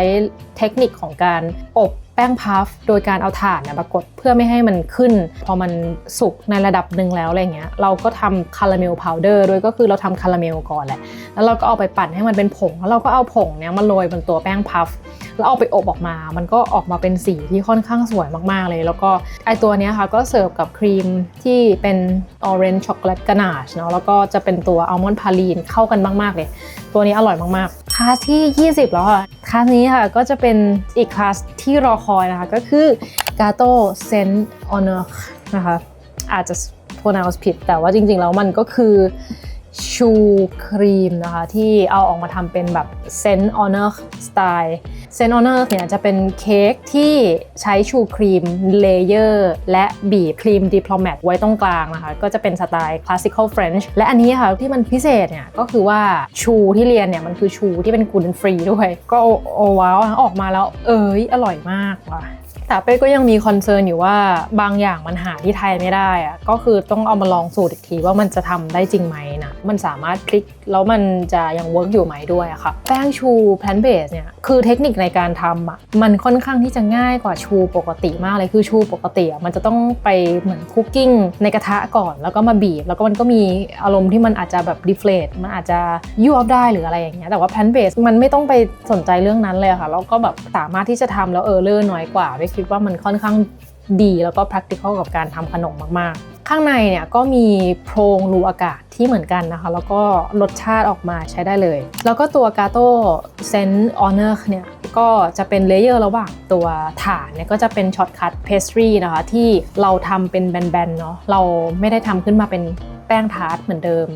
แล้วเราก็เลเยอร์ตัวชูเนี่ยชุบกับตัวคาราเมลแล้วก็วางไว้รอบๆของตัวช็อตคัทเพสทรีตัวนี้ค่ะแล้วตรงกลางเนี่ยก็จะเป็นการบีบเครมดิปโลแมตเนาะอารมณ์เป็นเพสทรีครีมที่ผสมกับเฮฟวี่ครีมวิปครีมเข้าไปค่ะเพื่อที่ทำให้มันเบาแล้วก็บีบอันเนี้ยให้มันเป็นลวดลายนะคะแล้วก็มีการตกแต่งแล้วก็เสิร์ฟแล้วก็มีเอาชูวางข้างบนลูกหนึ่งปึ้งสวยแล้วนอกเหนือจากนั้นนะคะก็จะมีตัว Douche de Lash ด้วยนะคะที่เรารู้จักกันว่านมข้นอะไรประมาณนี้ค่ะอันนี้เขาก็จะสอนวิธีทำ from scratch เลยนะคะก็คือเหมือนค่อยๆเคี่ยวอยู่นานพอสมควรเลยค่ะลืมบอกว่าบางอย่างในห้องอ่ะมันจะเป็นทำกันเป็นคู่อะไรอย่างเงี้ยค่ะแต่ว่าแรกๆอ่ะมันจะเป็นงานเดี่ยวค่อนข้างเยอะแต่พอหลังๆมันจะมี in pair ค่อนข้างเยอะเพราะว่าเหมือนเรซิปีมันมีความซับซ้อนสูงขึ้นอย่าง Douche de Lash เนี่ยก็เป็นงานกลุ่มก็เป็นการเคี่ยวน้ำตาลนะคะใช้นม2แบบก็คือเป็นนมถั่วเหลืองกับนมโอ๊ตเนี่ยแล้วก็เคี่ยวจนมันความข้นเหนียวขึ้นมานะคะเป็นนมข้นแพลนเบสที่อร่อยเหมือนกันค่ะคลาส21อย่างตัวซูเฟลเนี่ยค่ะซูเฟลเนี่ยเป้ก็ลุก forward ในคลาสนี้เหมือนกันนะมันจะออกมาดีไหมอะไรอย่างเงี้ยอันนี้นะคะก็ใช้เทคนิคของการทำมะแรงในการเอามาโฟลว์กับราสเบอร์รี่นะคะข้างในเนี่ยก็สอดไส้ตัวกระดาษที่ทำมาจากราสเบอร์รี่ลิควิดแล้วครีมแล้วก็ช็อกโกแลตอยู่ข้างในนะคะเวลาตัดออกมาแล้วมันก็จะไหลออกมาก็ทำให้ดูน่าทานมากอย่างตัวนี้นะคะเป้คิดว่ามันยังไม่ค่อยเพอร์เฟกต์เท่าไหร่เพราะว่ามันมีความเละๆนิดนึงอะไรมันยังไม่ค่อยใช่สำหรับซูเฟลเท่าไหร่อาจจะเป็นเรื่องของอุณหภูมิการอบแล้วก็ระยะเวลาคิดว่ามันอาจจะต้อง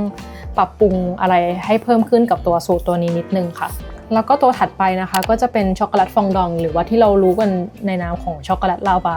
ปกติเนี่ยเราก็จะรู้อยู่แล้วว่าไอตัวช็อกโกแลตลาวาเนี่ยใช้ไข่แน่นอนอยู่แล้วล่ะซึ่งสูตรนี้นะคะพิสูจน์แล้วว่าไม่มีไข่แต่อร่อยสุดๆเลยเลิศค่ะแล้วก็ข้างในฟิลลิ่งเนี่ยก็คือเข้มข้นช็อกโกแลตมากๆถัดไปนะคะ practical 22ยังอยู่ที่คลาสสิกดีเซอร์นะคะอย่างตัวมองบลองฐานมันนะคะก็ใช้เป็นอัลมอนด์ดาเคียวเนี่ยฟิลลิ่งข้างในค่ะก็จะใช้เป็นตัวเมอแรงเครมชองทิลลี่ข้างบนนะคะบีบขึ้นไปให้เขาได้รูปทรงของภูเขาที่ว่าแปลตามตัวแล้วก็คือภูเขาสีขาวค่ะภูเขาที่เต็มไปด้วยหิมะเนาะหลังจากนั้นนะคะเราก็จะทำเป็นตัวเชสนัทครีมนะคะใช้หัวบีบที่มันเป็นเส้นๆออกคล้ายเส้นเวอร์มิเซเล่นะคะอารมณ์เป็นเส้นเล็กเส้นหมี่บีบรอบๆเป็นการ decoration ก็จะเป็น learning outcome ของตัวนี้ คลาสหนึ่งอะค่ะซึ่งเป็นคลาสที่ไม่มี practical นะคะเป็นคลาสที่23เนี่ยเขาจะให้ guest chef เข้ามาที่โรงเรียนนะคะแล้วก็มาแชร์ประสบการณ์มาสอนทำ recipe นะคะซึ่งอันนี้นะคะถูก cancel ไปรอบหนึ่งจริงๆมันควรจะเป็นเชฟฟิลิปเปลี่ยนมาเป็นเชฟแดเนียลนะเบ้ก็แฮปปี้นะที่ได้เจอเขาเพราะว่าเขาก็ค่อนข้างมีชื่อเสียงในเรื่องของ pastry vegan นะคะเขาเขียนหนังสือที่ชื่อว่า vegan deserve better than fruit salad นะคะเราเป้ก็ซื้อหนังสือเขามาด้วยนะคะ recipe ก็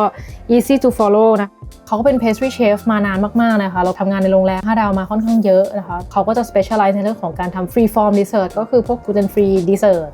แล้วก็เน้นในเรื่องของการทำ afternoon tea นั่นนี่นะคะแล้วก็วันนี้ที่เรียนก็จะเป็นการทำแกเรียกว่า soft boil egg นะก็จะเป็นตัวมูสนะคะที่ทำมาจากตัวโคโคนัทครีมโคโคนัทมิลค์ผสมกันนะแล้วก็เอาไปฟรีซเสร็จแล้วเนี่ยเราข้างบนออกเนี่ยแล้วก็ใส่ตัว apricot jam เข้าไปข้างบนนะเป็นเหมือนคล้ายๆไข่แดงไหลออกมาค่ะตัวถาดเนี่ยก็จะทำมาจากช็อกโกแลตอัลมอนด์สปอนจ์นะคะแล้วก็ออกมาค่อนข้างอร่อยมากๆค่ะ moist ดีมากๆเลยแกก็สอนเทคนิคการทำธุรกิจเล็กๆน้อยๆด้วยนะคะว่าแบบว่าอยู่ต้องคิดให้ต่างนะคะแล้วก็ทำออกมามันก็มีเวไปของมันเองนะคะเพราะว่าจริงๆแล้วเมนูเรซิปีเนี่ยมันอัดแอปได้ตลอดเวลาอยู่แล้วแค่เราต้องหาความต่างของตัวเราให้เจอน่ารักมากๆเลยค่ะเชฟแดเนียลถัดไปนะคะก็จะเป็น plate up dessert อีกตัวหนึ่งแล้วก็ตัวนี้ก็น่าสนใจมากๆเลยค่ะก็จะเริ่มเข้าสู่บทเรียนในเรื่องของ pulse tofu and bean paste หลังจากนี้ก็จะเริ่มเป็น dessert ที่เป็น plate up แล้วนะคะตัวนี้ค่ะก็จะเป็นการเรียนในการที่เราจะได้ทำ black currant tofu mousse นะคะก็คือจะใช้ soft tofu เป็นส่วนผสมในการทำ mousse ตัวนี้แล้วก็ผลไม้หลักก็คือตัว black currant นะคะและที่สำคัญคือตัว marshmallow เนี่ยแหละเป้เนี่ยไม่เคยทานมานานมากแล้วตั้งแต่ที่เป็นเด็ก56นะเป็นครั้งสุดท้ายที่ได้กิน marshmallowจนมาถึงขนาดนี้แต่เป้ยังจำ texture ได้อยู่นะว่ามันจะมีความเหนียวยืดแต่ว่าอันนี้ความออกมาค่ะถามว่ามันเหมือนไหมมันยังไม่เหมือนเป๊ะนะคะแต่ว่ามันก็ใช้ได้เลยเป้ว่ามันค่อนข้างอร่อยเลยมันจะเป็น texture เหมือนกัดเข้าไปแล้วมันมีความนุ่ม moist มันจะ moist กว่า marshmallow ปกติอย่างนี้ดีกว่าซึ่งตัวเนี้ยค่ะsetting agent ที่เขาใช้เอามาแทนเจลาตินนะคะอันนี้เขาใช้เป็นตัวผงวุ้นนะคะเข้ามาเป็นตัว setting agent ข้างในแล้วก็รสชาติอันนี้ก็จะเป็น strawberry marshmallowคลาสที่25กับ26เนี่ยก็จะเป็นในเรื่องของ vegetable based dessert นะคะก็คือจะเป็นการนำผักเข้ามาทำกับตัวขนมคลาสแรกนะคะก็จะเป็น plate up dessert ที่ใช้ beetroot fennel เข้ามาเป็นส่วนผสมนะคะก็จะเป็น beetroot cream rice เสิร์ฟกับ puff rice เนาะ beetroot cream เนี่ยก็คือเราก็ทำการเหมือนทำคล้ายๆเป็นสไตล์ที่เราทำ rice pudding ใช่ไหมคะก็คือเอาตัวข้าวเนี่ยใช้เป็นข้าวเหมือน arborio rice ก็คือข้าวที่เอาไปทำ risotto อะค่ะไปต้มกับตัวนมที่ทำมาจากข้าวนะพอต้มไปจนสุกเนี่ยเราก็จะใส่ตัว beetrootเข้ามาผสมในตัวข้าวนี้แล้วข้าวก็จะออกเป็นสีแดงเนาะแล้วก็อีกตัวหนึ่งอะค่ะเราก็จะทำเป็นการกองฟรีก็คือการคุกกิ้งอะไรบางอย่างแบบช้าๆใช้อุณหภูมิต่ำๆก็คือเรากองฟรีตัวเฟนเนลเนี่ยกับตัวน้ำไซรัปของมันนะคะจนเขาสุกนิ่มแล้วก็เอาไปปั่นเป็นพิเร่เนาะแล้วก็ตัวนี้เราจะใช้เป็นการนิชที่อยู่ข้างบนนอกเหนือจากนั้นนะคะก็จะมีข้าวเหมือนข้าวแต่นเราก็จะทำเป็นพัฟไรซ์ก็เป็นข้าวอบกรอบมาแล้วเราก็เอาไปผัดบนกระทะใช่ไหมคะกับเนยน้ำตาลปี๊บด้วยนะใช้น้ำตาลปี๊บด้วยเอาไปอบแล้วก็โมให้เขาเป็นรูปทรงแล้วออกมาจากเตาอบแล้วเราก็ตัดให้เขาเป็นรูปทรงวงกลมอะค่ะประกอบกันออกมาก็จะกลายเป็น beetroot cream rice that's it อันนี้นะคะก็เป็นตัวแคนดิเดตที่จะเป็นตัวที่เราจะสอบเช่นเดียวกันค่ะแล้วก็เมนูถัดไปนะคะก็จะเป็น carrot cake in texture อันนี้ก็จะเป็นคอมโพเนนต์ทุกอย่างของ carrot cake เลยก็คือตั้งแต่ทำสปันจ์ทำชิปส์นะคะทำพิเร่ซอเบด้วยนะคะซอเบอันนี้เราก็ใช้ปาโกเจ็ตนะคะในการทำซอเบปาโกเจ็ตนี่ก็เป็นอุปกรณ์ที่ค่อนข้างล้ำสมัยมากๆเลยในการที่เราฟรีซเบสที่จะทำไอศครีมซอเบเนี่ยแล้วเราก็เอาไปแช่แข็งแล้วไอตัวปาโกเจ็ตเนี่ยข้อดีของมันก็คือเขามีเบลดที่ค่อนข้างคมแล้วก็เครื่องก็มีพลังที่แบบเยอะค่ะทำให้โปรดักต์ออกมาค่อนข้างมีเนื้อที่เนียนนะแต่ว่ามีราคาค่อนข้างสูงแล้วก็นอกเหนือจากนั้นนะคะก็จะมีแครอทคองฟีเนาะแครอทไฮเดรตก็ทำเป็นชิปส์ออกมาแล้วก็จะมีแครอทเจลลี่ด้วยนะคะก็คือทุกอย่างของแครอทคลาสที่27นะคะก็จะเป็นเวิร์กช็อปอันนี้เป็นเวิร์กช็อปสไตล์อีกครั้งหนึ่งก็จะเป็นในเรื่องของการทำไอศครีมที่ทำในคลาสอันนี้ค่ะก็จะมี ทั้งหมด2ตัวก็คืออันแรกค่ะจะเป็นตัวช็อกโกแลตชิพคุกกี้แอนด์ช็อกโกแลตเจลาโต้แซนด์วิชนะคะก็เราก็จะมาฟังเชฟตรงกลางเชฟก็จะอธิบายว่าโอเคอันนี้ต้องทำอันนี้ค่ะแล้วเราก็กลับไปทำเป็นคู่เหมือนเดิมนะคะก็จะเป็นการทำเจลาโต้ที่ทำจากตัวช็อกโกแลตอันนี้ก็จะใช้เป็นนมถั่วลันเตานะแล้วก็ใช้ดาร์กช็อกโกแลตใส่เข้าไปด้วยนะคะตัวนี้เป้คิดว่านะคะรสชาติยังอ่อนอยู่เนาะเพราะว่ามันมีส่วนผสมของน้ำเปล่าค่อนข้างเยอะเนาะถ้าสมมติว่าปรับลดสัดส่วนจริงๆน่าจะดีเพราะว่า texture คือออกมาก็ใช้ได้อยู่เลยค่ะเราก็เสิร์ฟคู่กับตัวบิสกิตหรือว่าคุกกี้นะคะที่ทำขึ้นมาแล้วก็เอามาเป็นแซนด์วิชแล้วก็เป็นเจลาโต้อยู่ตรงกลางอันนี้นะคะเป้ก็ตลกมากเลยพยายามที่จะกัดแล้วมัน แหกออกมาให้มันแบบสวยอะไรอย่างเงี้ยค่ะแต่ว่าประเด็นคือคุกกี้มันเหนียวหรือว่าสักอย่างนึงอะแล้วมันไม่หยุดอะช็อกโกแลตมันก็ออกมาข้างๆอะไรอย่างเงี้ยค่ะแล้วก็จะเป็นอีกตัวหนึ่งนะคะที่อยู่ในคลาสก็คือจะเป็นซอเบต์ค่ะแล้วซอเบต์อันนี้ค่ะเขาเรียกว่า red fruit sorbet นะก็คือจะเป็น mixed berry puree เอามาทำเป็นตัวซอเบต์นะแล้วก็ไอ้2ตัวนี้ค่ะเราจะได้ใช้ไอศครีมแมชชีนในการ churning แล้วก็ไปใส่บราชิลเลอร์เอาไว้เพื่อที่จะคงให้มันได้ texture ที่แข็งเป็นเนื้อไอศครีมอะค่ะอย่างตัวซอเบนี้ก็จะเสิร์ฟกับคอมโพเนนต์หลายๆอย่างนะคะอย่างเช่นตัวเลมอนเมอแรงอันนี้ก็หอมเข้ากันดีเนาะแล้วก็จะมีการทำเจลนะคะการทำเวเฟอร์เอาไว้เดคอเรชันข้างบนด้วยค่ะถัดไปนะคะ28 29 30อันนี้ก็จะเป็นไคลแม็กซ์แล้วก็คือจะเป็นองเทอร์เมนต์เนี่ยก็จะเป็นเลเยอร์เค้กที่มีหลายชั้นนะคะแบบเป็นสปันจ์สลับกับมูสสลับกับตัวเจลสลับกับอะไรอย่างนั้นแล้วก็3อันสุดท้ายก็จะแยกเป็นช็อกโกแลตองเทอร์เมนต์ฟรุตแล้วก็ tradition นะคะพูดถึงเรื่องตัวแรกก่อนคลาส28เนี่ยตัว Oncomment Chocolate Mango Tonka and Yuzu Layer เนี่ยก็เป็น candidate ของตัวข้อสอบ practical เหมือนกันนะเพราะฉะนั้นอันนี้เป้ก็ค่อนข้างโฟกัสตัวนี้ค่ะเราจะใช้ตัว Tonka Bean นะเป็นบีนที่มีกลิ่นให้ความหอมลักษณะคล้ายๆวานิลลานะคะแล้วเขาบอกว่าอันนี้ถ้ากินเยอะมันจะส่งผลเสียต่อสุขภาพเนาะแต่ว่าคือกลิ่นก็คือหอมนะคะหอมเป็นเอกลักษณ์เลยมีกลิ่นหอมหวานคล้ายๆวานิลลาอยู่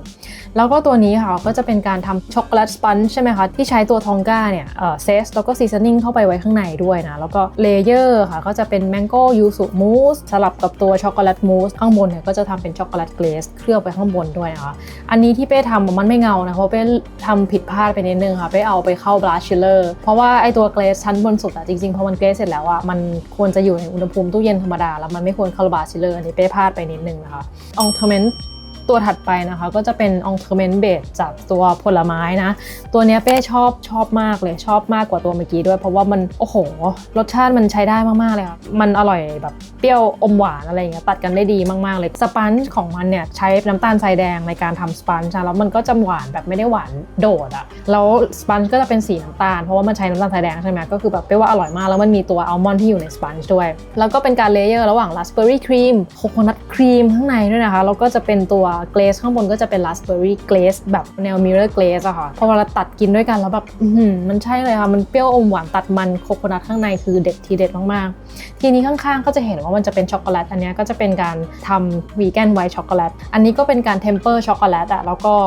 โรยตัวมะพร้าวไปข้างบนก่อนที่มันจะเซตใช่ไหมคะแล้วเราก็ตัดให้มันเป็นสี่เหลี่ยมผืนผ้าให้มันเลยขอบเค้กมาเป็นดีไซน์ประเภทหนึ่งที่ทำให้มันดูเป็นมิติดีเวลาที่แต่งเค้กแล้วก็ตัวสุดท้ายสุดค่ะตัวนี้สมควรแล้วค่ะเพราะว่าก็เป็นตัวที่ค่อนข้างหินเลยค่ะจริงๆมันอาจจะดูเหมือนง่ายนะแต่ว่ามันมีดีเทลที่ค่อนข้างเยอะมากๆเลยกับไอตัวลูลาดตัวนี้ลูลาดมันแปลว่าการม้วนอะไรประมาณนี้นะคะก็จริงๆมันก็คล้ายๆล็อกเค้กแหละตัวนี้ชื่อว่าช็อกโกแลตแอนด์พาลีนเบิร์ชทรีลูลาดเบิร์ชทรีเนี่ยไปเสิร์ชมันก็เป็นต้นไม้ประเภทหนึ่งซึ่งจริงๆอันเนี้ยเขาก็จะอธิบาย represent ถึงลวดลายที่อยู่บนตัวลูลาดข้างนอกค่ะซึ่งก็จะบอกว่ามันซับซ้อนตรงนั้นแหละเพราะว่าขั้นตอนการทำอันเนี้ยหนึ่งคือต้องทำสปอนจ์นะแล้วสปอนจ์อันเนี้ยก็คือเป็นสปอนจ์ที่โฟกับอะคอฟาบานะก็คือตัวเมอแรงอะแหละแล้วมันก็จะมีความนุ่มใช่ไหมคะและหลังจากนั้นนะคะก็คือเราก็ต้องทำให้ทุกอย่างไซซิ่งพอดีใช่ไหมและไอตัวที่มันเป็นลายเนี่ยแหละก็คือมันมาจากการที่เราใช้คลีนฟิล์มเนี่ยทำให้มันย่นแล้วเราเอาโคโค่บัตเตอร์ไปทาที่คลีนฟิล์มหลังจากนั้นน่ะมันก็จะต้องเป็นการเอาไอตัวเนี้ยไปแปะไว้บน transfer sheet แล้วก็เอาช็อกโกแลตไปปาดทับแล้วก็กลับด้านแล้วก็ โอ้ยหลายอย่างมากเลยค่ะแล้วก็ก่อนที่มันจะเซตเนี่ยเราก็ไปเอาเค้กเนี่ยที่เราทำเสร็จแล้วที่ข้างในเนี่ยเป็นไส้ของบัตเตอร์ครีมด้วยบัตเตอร์ครีมนี่ก็เป็นอีกเรื่องนึงค่ะที่ทำค่อนข้างยากเหมือนกันเพราะว่าวันนั้นมันเป็นอากาศค่อนข้างเย็นแล้วพอมันเย็นแล้วเวลาที่เราวิปเนยเนี่ยมันก็จะไม่ค่อยเนียนสักทีค่ะต้องใช้โบทอชเป่าช่วยตรง mixing bowl เพื่อให้มันอุ่นนิดนึงเพื่อให้มันตีแล้วมันออกมาเนียนได้เราก็เอาตัวช็อกโกแลตที่เราทำเนี่ยไป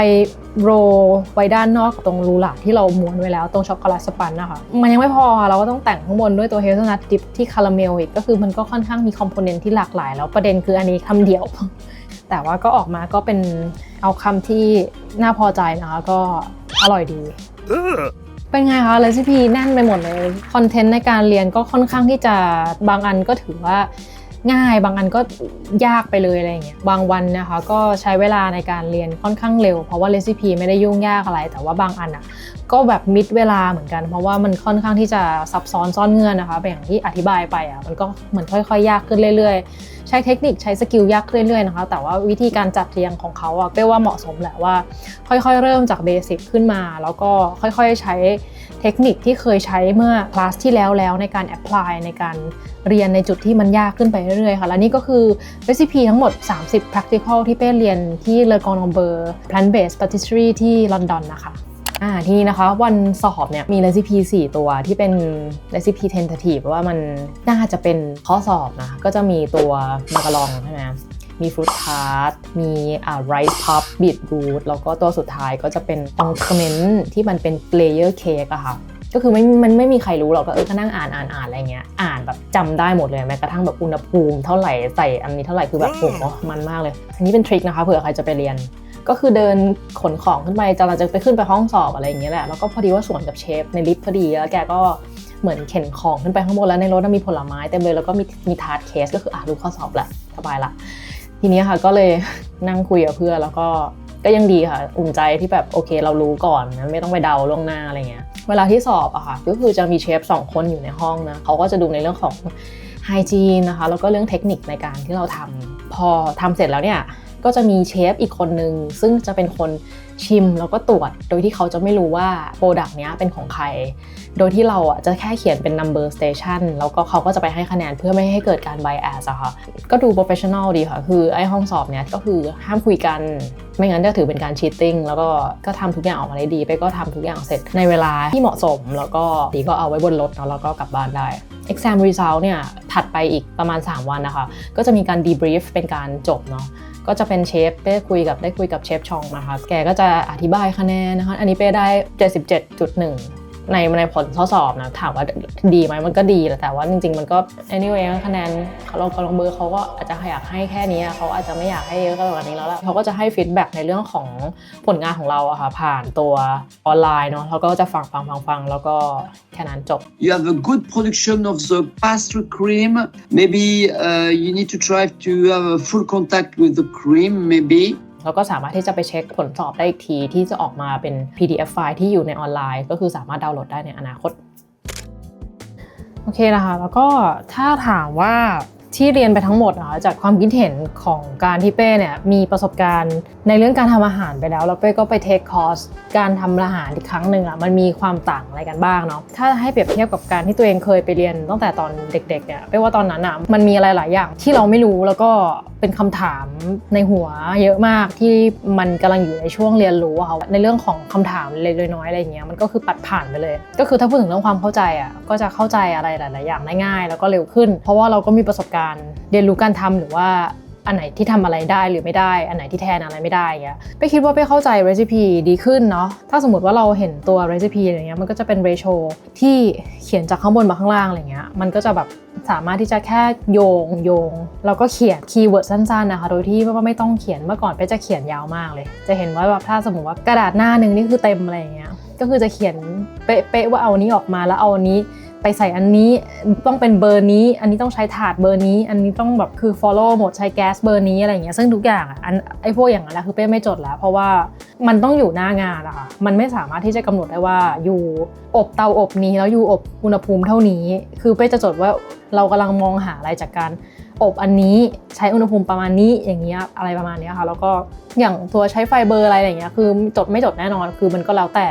ว่าเราต้องการ achieve อะไรแล้วก็เป้าหมายของการคุกกิ้งอันนั้นมันเดือดได้ไหมถ้ามันเดือดแล้วมันเสีย texture อะไรอย่างเงี้ยเราต้องการอะไรจากมันอย่างเงี้ยเราต้องการ cooking slowly ไหมหรือว่าอะไรอย่างเงี้ยเขาว่าจะเป็นอารมณ์นั้นมากกว่าก็อย่างเรื่องคำถามนี้ดีกว่าปกติในห้องเวลาที่เรียนแต่ไหนแต่ไรนะเป้จะเป็นคนที่ถามเยอะมากเป้จะยกมือถามเป้จะสงสัยทุกอย่างคือเป้จะคิดแทนว่าแบบถ้าไปทำอันนี้ไปทำอันนี้แล้วมันยังไงแล้วถ้าไปเจออันนี้แล้วมันต้องยังไงคือเป้จะคิดสถานการณ์ล่วงหน้าเลยว่าแบบมันจะเกิดอะไรขึ้นอะไรอย่างเงี้ยคือสิ่งที่เราต้องถามคือถ้าเราไม่ถามตอนนี้เราไม่มีโอกาสแล้วแต่ว่าณตอนนี้นะคะก็คือครั้งนี้ที่มาเรียนคือเป้ไม่ได้ถามอะไรเล็กๆน้อยๆอย่างนั้นอีกแล้วก็หนึ่งก็เพราะว่าเรามีความรู้ในระดับหนึ่งแล้วใช่ไหมแล้วตอนนี้ก็คือจะเป็นคำถามแนวว่าถ้าเอานี้มาแทนนี้ได้ไหมแล้วถ้าไม่มีอันนี้แล้วยังไงต่อและอันนี้ทำไปเพื่ออะไรแล้วปฏิกิริยานี้มันคืออะไรอะไรเงี้ยเหมือนจะหาเหตุผลให้ตัวเองได้เข้าใจได้ลึกขึ้นนะคะเพราะว่าไอ้การที่เราเข้าใจได้มากกว่าเดิมอะไรเงี้ยเราเข้าใจได้ลึกมันจะทำให้เราไปแตกยอดเรซิปีได้ง่ายขึ้นเพราะจริงๆเลอกอนอมเบลอเนี่ยเป็นสถาบันที่ดีนะจะบอกว่ามันเป็นสถาบันที่ทำให้คนน่ะมีวินัยมากขึ้นด้วยซ้ำด้วยอาชีพเชฟเลยว่ะแล้วก็การเรียนการสอนของเขามันทำให้เรามีวินัยในการใช้ชีวิตในการทำอะไรหลายอย่างในการ organize จะเป็น station ทำอาหารของเราแล้วก็การที่จะต้องทำอะไรก่อนหลังอะไรอย่างเงี้ยค่ะมันก็คือจะเป็นการแบบหลอมให้เอาไป adapt ใช้ในชีวิตประจำวันได้เลยซึ่งมันก็เป็นประโยชน์ที่ติดตัวไปมาแล้วก็ยังใช้ประโยชน์ได้อยู่จริงๆด้วยอะค่ะแล้วเป้ก็ชอบในจุดนี้เพราะว่าจริงๆไลฟ์สไตล์ของเป้ก็เป็นคนแบบนี้อยู่แล้วทำอะไรก่อนหลังคือเป้จะเป็นคน well plan organize คือเป้จะไม่แบบปุบปับรับโชคอะไรอย่างเงี้ยค่ะก็คือทุกอย่างจะต้องมีการวางแผนล่วงหน้าแล้วก็ทำตามแพลนของเราหมายถึงว่าถ้าอะไรมันจำเป็นต้องแทรกมันแทรกได้แต่ว่าเป้จะ organize หมดเลยว่าอันไหนที่ต้องทำอะไรยังไงมันก็เหมือนกับวิธีการทำอาหารนะคะที่มันจะมี recipe ที่บอก instruction เพื่อลดความผิดพลาดที่จะเกิดขึ้นที่เรียนทั้งหมดนะได้พูดมันง่ายแต่ว่ามันจะมีบางอย่างที่ challenge และไอ้บางอย่างนั้นก็คือคลาสครัวซองคลาสช็อกโกแลตเป้ว่าคลาสที่ชาเลนจ์ของเป้คือแค่2อันนี้แล้วก็ถ้าถามว่าอย่างอื่นล่ะอย่างอื่นเป้ว่าคือง่ายมากเลยเป้จะบอกว่าการทำขนมแพลนเบสมันง่ายกว่าการทำขนมคลาสสิกนะขอใช้คำเขาละกันก็คือการใช้เนยนมไข่เวลาที่มันสปลิตเวลาที่มันแตกมันมีโอกาสนั้นเกิดขึ้นเวลาที่ทำแต่ว่าแพลนเบสมันแทบจะไม่มีโอกาสแบบนี้เกิดขึ้นเลยค่ะเราไปคิดว่ามันทำให้การทำขนมง่ายขึ้นมากๆเลยมัน straightforward ไม่ได้มีเทคนิคอะไรที่ยุ่งยากซับซ้อนอะไรอย่างเงี้ยแต่ว่าครัวซองที่บอกว่ามัน challenge เพราะว่าเป้ไม่เคยทำอย่างนี้ดีกว่าคือเป้มั่นใจว่าถ้าเป้ได้ทำไปเรื่อยๆมันจะไม่ใช่เรื่องยากแล้วก็อีกอย่างนึงนะคะเป้ก็ได้ observe ตัวสถานที่เรียนเนี่ยแหละแล้วก็น้องเบลอว่าแบบเขา manage อะไรกันยังไงบ้างมีการ prep มีการใช้ packaging ใช้อะไรยังไงอะไรอย่างเงี้ยค่ะเป็นการ observe มาเพื่อที่จะมาพัฒนาต่อยอดในเพราะว่าเป้ก็ทำเรื่องการสอนตอนนั้นก็เป็นโอกาสที่ดีค่ะที่ได้ observe แล้วก็ได้เห็นอะไรหลายอย่างที่เลอกอนอมเบลอลอนดอนแบงคอกกับลอนดอนต่างกันยังไงหนึ่งเลยนะคะโลเคชั่นต่างกันเลยค่ะอาจจะบอกว่าความทรงจำอาจจะเลือนลางนิดนึงนะคะสมัยที่มันเรียนมานานแล้วเนาะถ้าให้สรุปง่ายๆเลยก็คือที่เนี่ยเขามีคนล้างจานที่นู่นไม่จำได้ว่าเป็นล้างจานเองแล้วก็ที่เนี่ยเขาจะมีเป็นเหมือนพอตเตอร์ค่ะก็คือพอเราทำอะไรเสร็จเราก็เอาไปใส่ในรถที่เป็นรถแบบใส่จานสกปรกแล้วเขาก็จะเอาอันเนี้ยไปล้างให้เราแล้วตอนจบเราแค่ต้องเซตอัพสเตชันให้มัน proper ตามที่ตอนที่เข้ามาที่ห้องมันจะมีรูปอยู่แล้วค่ะว่าเฮ้ยสเตชันตอนออกยูจะต้องทำให้มันครบอย่างนี้เนาะมี mixing bowl กี่อันมีกระทะกี่อันไซส์ไหนอะไรอย่างเงี้ยค่ะคือต้องเซตแต่ว่าที่ไทยไปจำได้ว่ามันไม่ต้องทำเรื่องที่ไม่เหมือนกันอีกเรื่องนึงก็คือที่ไทยเขาจะมี helper นะหรือว่าคนที่แบบมาช่วย assist ในการทำเดโมก็จะเป็นคนที่ช่วยหยิบจับช่วยดูในเรื่องของ ingredient ในการเวลามาชั่งของช่วยเก็บช่วยอะไรอย่างเงี้ยค่ะช่วยเป็นลูกมือเวลาที่แบบอยากทำเดโมเวลาที่เชฟทำอะไรแล้วเขาก็จะเข้ามาช่วยทำต่อแต่ที่เนี่ยคือไม่มีก็คือเชฟตัวคนเดียวทำคนเดียวหมดเลยค่ะโชว์เดี่ยวต้นจนจบแล้วก็ในเรื่องของตัวเชฟอะค่ะตอนที่เรียนที่ไทยเราไปเรียนเป็นดิพโลมาใช่ไหมมันก็จะมี Basic Intermediate Superior มันจะเป็นแค่เชฟคนเดียวที่สอนทางคอร์สนั้นแต่ว่าอันเนี้ยที่เรียนอะค่ะไปเจอเชฟประมาณแบบ 6-7 คนได้ก็คือเชฟของเพสทรีของที่เลอกอดองลอนดอนเขาวนกันสอนประเด็นก็คือสิ่งที่เขาวนกันสอนบางคนไม่มั่นใจกับเรซิปีก็มีอะค่ะซึ่งอันนี้จริงๆแปลว่ามันก็ค่อนข้างเป็นจุดอ่อนนิดนึงในจุดที่ว่าการที่เขาจะให้ใครมาสอนอะไรเราเขาต้องเป็นคนที่รู้ดีสิอะไรอย่างเงี้ยในคำถามที่เราจะถามบางทีเขาก็เหมือนแบบอ่านวิธีทำตรงนั้นแล้วก็ทำตรงนั้นเลยอะไรอย่างเงี้ยซึ่งเป้รู้สึกว่าตรงนี้มันไม่ค่อยโปรเฟชชั่นอลเท่าไหร่อะค่ะถ้าจะให้พูดตรงๆอีกเหตุผลหนึ่งที่เป้เลือกมาที่เนี่ยเพราะว่าคือหนึ่งในการที่เขาแยก plant based pastry ออกจากคูซีนเป้คิดว่าเขา จะโฟกัสได้ลึกกว่าแล้วก็มีความเป็นโปรเฟชชั่นอลในดีเทลของการสอนมากกว่าแต่ว่าการที่เขาโรเตทคนสอนโดยที่ไม่มีประสบการณ์มาก่อนหรือว่าไม่เคยแม้กระทั่งทำเรซิปี plant based ตัวนี้ค่ะไปคิดว่ามันก็อาจจะไม่ได้เอาคำที่ดีที่สุดมันก็เกิดเหตุการณ์แบบนี้ขึ้นหลายครั้งในเวลาที่เราถามคำถามแล้วเขาไม่มีคำตอบให้อะไรอย่างเงี้ยค่ะเพราะว่าจริงๆเขาก็อาจจะไม่ได้รู้ลึกรู้จริงอะไรประมาณนี้นะแล้วก็ในเรื่องของ sustainability นะตอนเด็กไม่ได้สนใจเรื่องนี้มากเท่าไหร่นะแต่ว่าพอเข้าไปในอินดัสทรีแล้วอะค่ะการที่เราจะใช้ของใช้อะไรอะเราต้องหมายฟูมากเลยเพราะมันเป็นเรื่องของเงินนะคือเราก็จะถูกสอนว่ามันแพงมันนั่นมันนี่เราต้องทำทุกอย่างโดยแบบ cost oriented ในการที่เราจะทำอะไรก็แล้วแต่อย่างอันนี้คือพูดง่ายๆถึงไม่ใช่เรื่องของเลยนะเรื่อง food waste นะเรื่องทิชชู่อะไรเงี้ยเป้เคยไปทำงานที่อเมริกาแล้วเขาจะเรียกทิชชู่ว่าบูโรใช่ไหมคะเหมือนทุกคนก็จะใช้เยอะมากอะไรก็เช็ดคือความเป็นเชฟอะมันถูกสอนให้สะอาดแหละคือมันดีแต่ว่ามันก็เป็นดาบสังคมเนาะถ้าสมมติว่าเราไม่รู้ว่าเราจะ manage ยังไงอะไรเงี้ยแล้วทุกคนใช้บูโรเยอะมากตอนนั้นเราจำได้ว่าคอสขึ้นสูงของโรงแรมเชฟก็เลยตัดคอสเรื่องนี้แล้วก็ห้ามเบิกทิชชู่ทีเนี้ยการใช้ทิชชู่คือ mindful มากๆเลยจะเช็ดอะไรนี่ต้องคิดก่อนว่าแบบหมายถึงว่าถ้าสมมติว่าอะไรอยู่บนโต๊ะใช้มือปาดได้ไหมหรือว่าเช็ดกับอย่างอื่นได้ไหมหรือว่าทำยังไงก็ได้ในการลดวิธีการใช้ทิชชู่อะมันก็เหมือนการบีบบังคับแล้วสุดท้ายทุกคนก็ทำได้แล้วคือมันก็เหมือนแบบถ้าเราไม่ถูกตีกรอบบีบให้มัน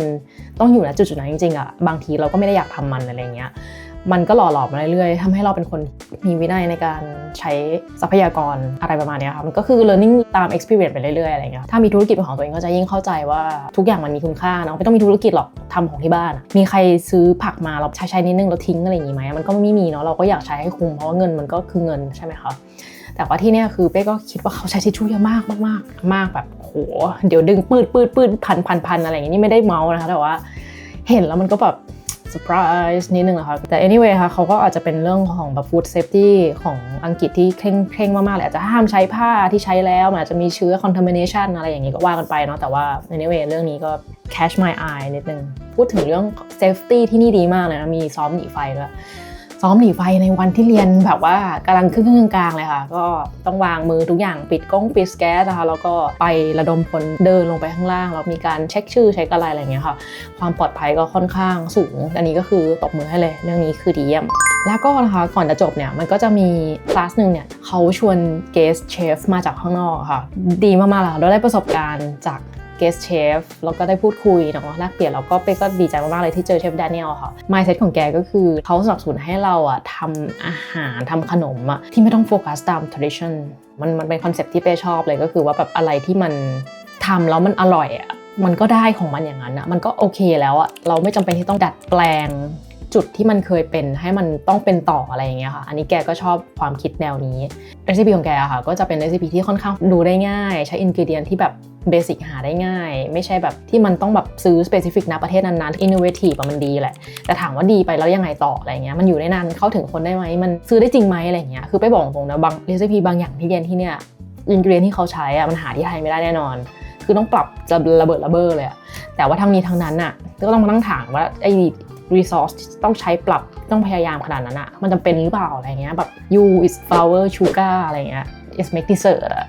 คือมันมีวิธีแหละไม่ว่ามันต้องทำได้ในอนาคตที่สามารถใช้ความเบสิกในจุดที่เราอยู่อะค่ะแล้วทำของที่น่ากินและอร่อยขึ้นมาได้เนาะตอนที่รับประกาศนียบัตรใช่ไหมคะก็จัดที่ Harrington Club อะก็เดินทางไปก็ไปกับตาดูล่านั่ง Uber ไปอะค่ะที่นี่ค่ะมันเป็นเหมือนสโมสรกีฬาอะไรเงี้ยเหมือนมาเป็นสปอร์ตคลับก็บรรยากาศก็ใช้ได้แล้ววันนี้อากาศเย็นมากเลยค่ะตอนนี้อุณหภูมิประมาณ14องศาแล้วก็มีฝนตกเล็กน้อยแล้วก็มีตัวอะไรบางอย่างเดินอยู่ข้างๆไปด้วยตอนนี้ค่ะคนที่รับจบวันนี้นะคะก็ไม่ได้มีแค่คลาสของเป้คลาสเดียวก็จะมีคลาสอื่นด้วยอย่างตัวแกรนดีพร้อมที่เขาเรียนลูซินเพรสซี่ก็รับวันนี้เหมือนกันนะคะแล้วอันนี้ประตูข้างในยังไม่เปิดเป้ก็เลยรออยู่ข้างนอกอยู่เหมือนเขาน่าจะเปิดให้เข้าประมาณบ่ายโมงครึ่งอันนี้มาถึงก่อนเวลาสัก10 นาทีอะค่ะเขาก็จะให้เซ็นชื่ออะไรเข้างานอะไรเงี้ยแล้วก็จะมีการรับประกาศนียบัตรตามคอร์สที่เราเรียนนะคะก็เดินไล่กันไปรับเป็นคอร์สเนาะแล้วก็เป้ก็ได้ประกาศนียบัตรใบเบ้อเร่อมาเลยค่ะใหญ่มากเลยแล้วก็อันนี้ก็ได้คะแนนสูงนะคะเขาก็จะเขียนไว้ว่าไม่รู้อ่านผิดหรือเปล่าแต่ว่ามันอ่านว่า mention เบียงหรือเปล่าคะก็แปลว่าเราได้คะแนนที่ดีนะคะก็ดีใจค่ะที่ได้ตรงนี้ด้านนอกค่ะเขาก็จะมีเหมือนค็อกเทลเล็กๆก็จะมีอาหารให้เลือกชิมนะคะอาหารก็เป็นวีแกนก็จะมีฟาราเฟลเนาะไม่อร่อย to be honest it's weird โอเคแล้วก็มีแกง เหมือน eggplant curry อันนี้อร่อยดีค่ะเข้มข้นถึงใจอันนี้ค่ะก็เป็นงาน ceremony ที่จัดของLe Cordon Bleu ตอนจบนะคะที่นี่นะคะเหตุผลที่เป้มาเรียนที่นี่ทุกคนก็รู้แล้วจากที่เป้พูดไปตอนต้นว่าเป้มาเรียนเพราะอะไรทีนี้ค่ะอยากให้มาฟังคลาสเมทได้บ้างว่าเขามาเรียนที่นี่กันด้วยเหตุผลอะไรและเขามีแผนอะไรกับการนำความรู้ในเรื่อง plant-based pastry ไปใช้ต่อยอดในชีวิตของตัวเองฟังกันค่ะ Why did you choose to study plant-based pastry? Yes, so I'm also doing the cuisine as well, but I had a business in Los Angeles, and one of the biggest demands that I had was for vegan plant-based pastry. So I really wanted to come here, learn the techniques and how to incorporate that fully. I belong to a vegetarian family and I've been practicing the same since I was a child. Cooking is something that's always been very close to my heart. I've been cooking since I was a child and I always wanted to pursue in this area, and when plant-based course was released by Le Cordon,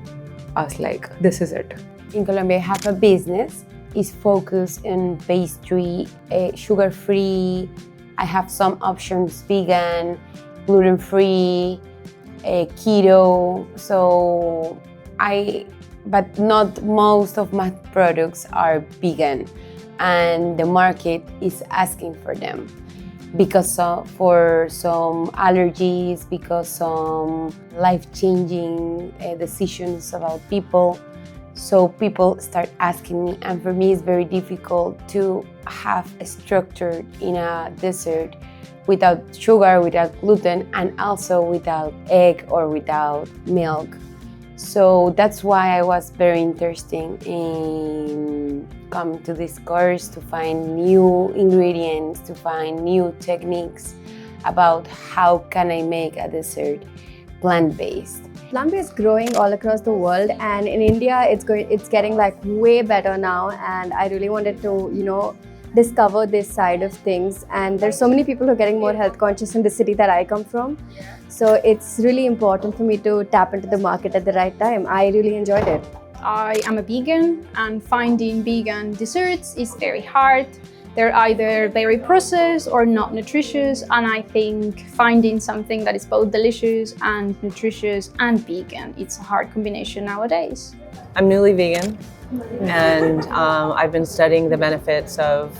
whole food plant-based diet in general, and I thought that as an offering in my business that I would want to bring people in by having delicious whole food plant-based pastry as an introduction to a whole food plant-based diet. And I wanted the professional training so that I could change my career. Cool. Basically, yeah. Why Le Cordon Bleu London? I love London, and I've studied here previously, and I really wanted to come back again. Le Cordon Bleu has been like in my bucket list since forever, and I honestly didn't think it would happen. But when they released the vegan plant-based program, I was like, I have my opportunity. And Paris also has the program, but I've been to London before, and because the medium is English, it just helped me make it easier. The course was just in London, so for me it was very interesting also to be in London. London for me have a lot of culture, a lot of gastronomy, markets, tendencies. So for me, a university since I become in the classroom or when I am around London. Le Cordon Bleu's been my dream. I've always been a vegetarian, not vegan, but when I've realized that Le Cordon has a plant-based one, I really had to do it because it's been my dream for a while. And when it became plant-based, it just became like there was no other way but to learn at Le Cordon. So I live in London. I am originally from Bogota, and I've been living here for about 2 years. I know the other courses are abroad, so I took advantage of the fact that I live in the city and I work in the city nowadays. And Le Cordon Bleu is the best class I could find. I think it's a combination of reputation and history and experimenting and providing you with the best tools and skills that lots of people have in order for you to apply them to yourself and to what you do. Because of their reputation, and I thought it would be like I would shortcut my education, so I would kind of get to the point, and that all of the testing would have been done by the chef instructors, so that I would, rather than you probably could stay home and watch YouTubes, right, and get yourself the education. But I really thought because of the reputation of Le Cordon Bleu, and the experience of the chefs that I would shortcut that education and get the best training possible. What is your plan after graduating from here? My goal is to restart up my business again, this time incorporating plant-based cuisine and pastry, as well as just being able to be more involved in the plant-based industry. So, long-term plan is obviously to open something of my own, but I'm not sure how exactly it will turn out. I would probably want to do some fusion stuff and mix some of my Indian flavors, Indian roots with all the French techniques that we have learned. I definitely do want to do supper clubs, probably, hopefully a restaurant or a cafe. In Colombia, I have 5 stores. I want to open more, and I hope with my new vegan products we can reach more market and keep making more sustainable products. The name of my brand is called Libre de Culpa, it's called Free of Guilt. And for me, it's not just the name, it's like a lifestyle. How you can do things, treat your people, buy products, being most sustainable as is possible. Oh my god, I'm going to go back and increase my menu back home, and I'm going to have a lot of vegan options, and we're going to have a lot of gourmet options, so I'm really excited.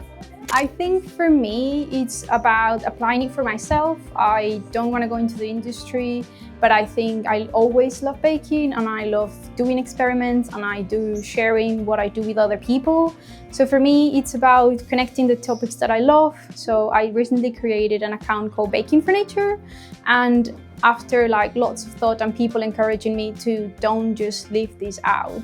I've decided to kind of like do a homage or like a commemoration of the things that I love and the things that I've been learning and applying it and combining it with cakes and baking and patisseries. You're my classmate and you didn't stay for the whole course. Yeah, it's very sad. But Yeah, I'm your former classmate. I withdrew because I felt it didn't live up to its promise. I think whole food plant-based is exactly what they have on their website, which are, whole food plant-based ingredients that come together to make a whole food plant-based product, and which means staying away from refined sugars, refined flours, hopefully using more alternative replacements to eggs and milk and butter, not the same thing over and over and over with refined flour and refined sugar. It was just not what they presented as whole food plant-based. There's a whole nother world out there, and there's a theory behind baking in general, but certainly whole food plant-based chemistry that you have to understand in order to replace the products. And I only know that because I found a whole food plant-based pastry course in another country, and I went and I learned the theory, which was life-changing in terms of an approach to whole food plant-based baking. Okay, I think everyone wants to know about that. I think you have to make content after this. ทุกคนก็จะมีความคิดที่หลากหลายนะคะแต่ส่วนใหญ่เนี่ยก็จะมีความชื่นชอบในคูซีนนี้อยู่แล้วนะคะเพื่อที่จะต่อยอดขนม plant based ให้มันไปได้ไกลขึ้นนะคะบางคนก็มีธุรกิจเป็นของตัวเองบางคนก็อยากที่จะเอาไปต่อยอดในเรื่องของงานนะคะแล้วแปลว่าสิ่งที่ทุกคนมีเหมือนกันก็คืออยากที่จะไปพัฒนาในเรื่องของทำให้มันเป็นสุขภาพมากขึ้นนะคะซึ่งที่นี่ก็อาจจะต้อง adapt เยอะหน่อยนะเพราะว่าอินกิเดียนที่ใช้อะก็จะเป็น refined flour refined sugar ซะค่อนข้างเยอะนะคะซึ่งก็จะเห็นนะคะมีเพื่อนคนหนึ่งที่ชื่อว่าแจ็คกี้เนี่ยเขาไม่ได้ meet expectation ในจุดที่เขาอะมีต่อคอร์สนี้นะคะเพราะว่าอย่างตัวคอร์ส outline ที่เขียนนะคะอย่างตัว objective เนี่ยเขาเขียนว่า a true plant-based diet will include whole foods such as whole grain, vegetables, seeds, nuts, pulse, and their natural products such as tofu. แล้วก็เขาก็เขียนไว้ชัดเจนว่า This program is focused on creating excellent recipe from a wide range of plants. The program is not designed to promote any way of eating แบบไม่ได้โปรโมท vegan, vegetarian หรืออะไรทั้งนั้นนะคะหรือ all nutritional concept แต่ว่าสิ่งที่เขาพูดอีกอย่างหนึ่งค่ะก็คือว่า plant-based diet will avoid the following animal products vegan replacement food fat such as margarine heavily processed oil processed sugar ก็คือเขาให้ definition ไว้ประมาณนี้ค่ะแต่ว่าสิ่งที่เรียนมาทั้งหมดถามว่ามันโฟกัสไปทาง whole food ไหมก็ตอบว่าไม่ใช่ตรงนี้ไปเห็นด้วยกับแจ็คกี้ว่ามันไม่ได้ meet real objective ในสิ่งที่เขาให้ไว้ ตั้งแต่ต้นเนาะสิ่งที่เรียนไปอะค่ะมันอารมณ์เหมือนว่าเขาสอนเขาทวิสต์ classical recipe แค่เอาหยิบไข่ออกหยิบนมออกแล้วเปลี่ยนเป็นพืชมันจะเป็นประมาณนี้มากกว่าแต่ว่าเขาไม่ได้โฟกัสในเรื่องของ whole food whole grain หรือว่าใช้ผักอะไรเยอะขนาดนั้นนะคะอันนี้ก็คือเป็นคอมเมนต์ให้กับใครที่สนใจที่จะเรียนอะไรอย่างเงี้ยค่ะก็อยากให้ดูข้อมูลไว้ก่อนนะคะว่าถ้าใครสนใจพวกที่มันจะเป็นเรซิปีที่ค่อนข้างเฮลตี้นะคะแล้วก็ใช้พืชผักเยอะๆอะไรอย่างเงี้ยก็บอกเลยว่าที่นี่ใช้น้อยมากแต่ว่าถ้าอยากได้เทคนิคการทำขนมสวยๆออกมานะคะเป็นคลาสสิกดิเซอร์ทที่เป็นขนมฝรั่งเศสแล้วออกมาในรูปแบบของแพนเบสที่นี่ค่ะดีสอนดีแต่ว่าถ้าอยากได้ความเฮลตี้โฮลฟู้ดไม่ดีพออย่างนี้ดีกว่าแล้วก็นะคะเพื่อนแจ็คกี้ก็ดรอปเรียนไปนะก็คือแกก็ไม่ได้ finish course นี้ไปนะก็น่าเสียดายมากเลยค่ะอันนี้นะคะก็เป็นความคิดเห็นของทุกคนนะคะที่เรียน plant based มากับเป้ตลอดระยะเวลา3เดือนค่ะโอเค final thought เลยค่ะก็ถ้าจะให้ปิดจบยังไงก็การที่เราไปเรียนอะไรสักอย่างหนึ่งเนี่ยแล้วมาเลือกที่จะเรียนสถานที่ที่มันมีชื่อเสียงดีมันคือการที่เรา take shortcut ซื้อเวลาในจุดที่เขาtrial error มาให้เราแล้วอะไรอย่างเงี้ยก็ถ้าถามว่า satisfy กับLe Cordon Bleuแค่ไหนก็โอเคแฮปปี้ในจุดที่ได้ความรู้มาแต่ว่าก็ค่อนข้างที่จะมีจุดที่มันไม่ได้มี objective อย่างที่ได้ฟังเพื่อนไปก็จะเห็นว่ามีคนที่แบบ drop ไปด้วยเนาะจริงๆก็มีคนหนึ่งที่ไม่ได้อยู่ในคลิปเขาก็ drop ไปเหมือนกันไอ้คนที่ drop เหตุผลเนี่ย strong มากแล้วทุกคนอันนี้จริงๆทุกคนเห็นด้วยในแฟกต์นี้นะคะในจุดที่ว่า objective ของคอร์สเนี่ยจริงๆของ Le Cordon Bleuเขาอธิบายไว้ว่าเขาจะโฟกัสในเรื่องของ plant based ก็นั่นแหละแต่ว่า recipe ที่เรียนไปนะคะก็คือ heavily processed นั่นแหละก็คือเหตุผลที่มันไม่ตรงกันอยู่อย่างหนึ่งก็คือแปลว่าเขาอาจจะไม่ได้เก็บตกตรงนี้อย่างดีพอนะคะคือถ้าสำหรับความคิดไปเลยนะอันนี้คือ based on my opinion ล้วนๆเลยนะคะคนที่เป็น plant based เราจะมาเรียนคือมันไม่ได้เป็นแค่วีแกนเนาะมันเป้ว่านะส่วนใหญ่เลยนะมันต้องเป็นคนที่แบบสนใจในเรื่องสุขภาพและสิ่งแวดล้อมเพื่อที่จะเอาอันนี้ไปต่อยอดในการทำธุรกิจของตัวเองคนที่แบบรักสัตว์เป็นวีแกนจริงๆแล้วมาเรียนคือเอาจริงๆมันไม่ได้เยอะอยู่แล้วเพราะอะไรรู้ป่ะประชากรวีแกนในโลกมันไม่ได้เยอะแล้วคนที่จะมาเรียนเพราะเป็นวีแกนมันก็อาจจะไม่ได้เยอะตามอยู่แล้วเป็นเรื่องธรรมชาติเนาะทีเนี้ยคนที่สนใจเรื่องแพลนท์เบสจริงๆมันคือเรื่องคนที่รักสุขภาพเพราะฉะนั้นคอร์สเนี้ยมันจะขายดีกว่านี้นะถ้าเรซิปีมันสุขภาพกว่านี้หรือไม่ก็อยู่ก็ต้องทำอะไรสักอย่างให้มันมีการโฟกัสในเรื่องของ alternative แบบโอเคมันเรียนไปอย่างนี้นะแต่ว่ายูสามารถใช้อันนี้ได้นะสอนให้ adapt สอนให้ใช้ปรับใช้ยังไงหรือ implement ให้มันครึ่งก็ยังดีโอเคเข้าใจแหละว่า classical recipe มันเป็นอย่างนี้แต่ว่ายูต้อง twist ยูต้องสอน twist ให้มันเป็นแบบ recipe ปัจจุบันที่ดีต่อสุขภาพเพราะว่าถ้าสมมติว่าเรา moving forward ไปในเรื่องของ sustainable แล้วก็ในเรื่องของ plant based ที่คนที่สนใจสุขภาพจริงๆเขาจะอยากกลับไป follow ในจุดที่มันเป็น classical แต่ว่าแย่ต่อสุขภาพหรออะไรเงี้ยคือมันก็เป็นดาบสองคมในจุดที่ว่าเป้ว่าเขาอาจจะต้อง balance ในเรื่องของเรซิปีให้มากกว่านี้ค่ะให้มันมีความเป็นโฮลฟู้ดมากขึ้นเหมือนจุดที่เขาได้เมนชั่นถึงความหมายจริงๆของคำว่า plant based อะค่ะซึ่งอันนี้ทุกคนในกลุ่มเป้เห็นด้วยนะคะแล้วก็อันนั้นก็เป็นเหตุผลที่ทำให้เพื่อนเป้ดรอปไปน่าเสียดายมากๆเลยอันนี้ก็เป็นประสบการณ์ส่วนตัวนะคะก็เหมือนเป็นการแชร์แล้วกันเผื่อเพื่อนๆคนไหนสนใจในเรื่องของการมาเรียน plant based ต่อนะคะไม่ว่าจะเป็นที่ไหนอยากให้หาข้อมูลในเรื่องนี้ก่อนว่าตรงไหมเพราะว่าแปลว่าสุดท้ายแล้วการเรียนรู้มันก็คือการที่เราเอาไปต่อยอดได้จริงๆถ้าเราเรียนไปแล้วเราทำตามมันไม่มีความหมายค่ะมันต้องหาเวของตัวเองให้เจอแล้วก็มันก็เป็นสิ่งที่ชีวิตมันต้องเป็นเนาะการเรียนแล้วทำให้ดีขึ้นถ้าเราไป follow ในสิ่งที่มันเคยทำอยู่แล้วแล้วมันจะได้อะไรขึ้นมามันก็คือการเหมือน repeat history มันก็แบบมันถูกมันผิดไม่มีใครรู้เพราะว่ามันถูกทำกันมาไม่ได้แปลว่ามันถูกเพราะฉะนั้นได้ว่าที่นี่ยังไม่ตอบโจทย์ในเรื่องของ innovation recipe ที่มันแบบดีต่อสุขภาพจริงๆอย่างนี้ดีกว่าอันนี้ก็เป็นข้อพิสูจน์แล้วนะคะกับการที่เป้ได้เรียนมาทั้งหมดแล้วเป้ก็คิดว่ามันจะเป็นประโยชน์มากๆเลยกับการที่เป้จะเอาไป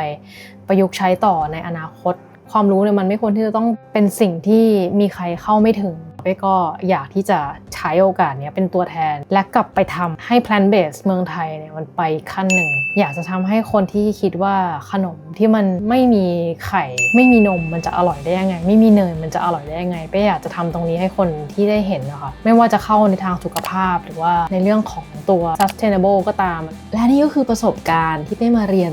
Le Cordon Bleu ลอนดอนที่อังกฤษนะคะก็สนุกแล้วก็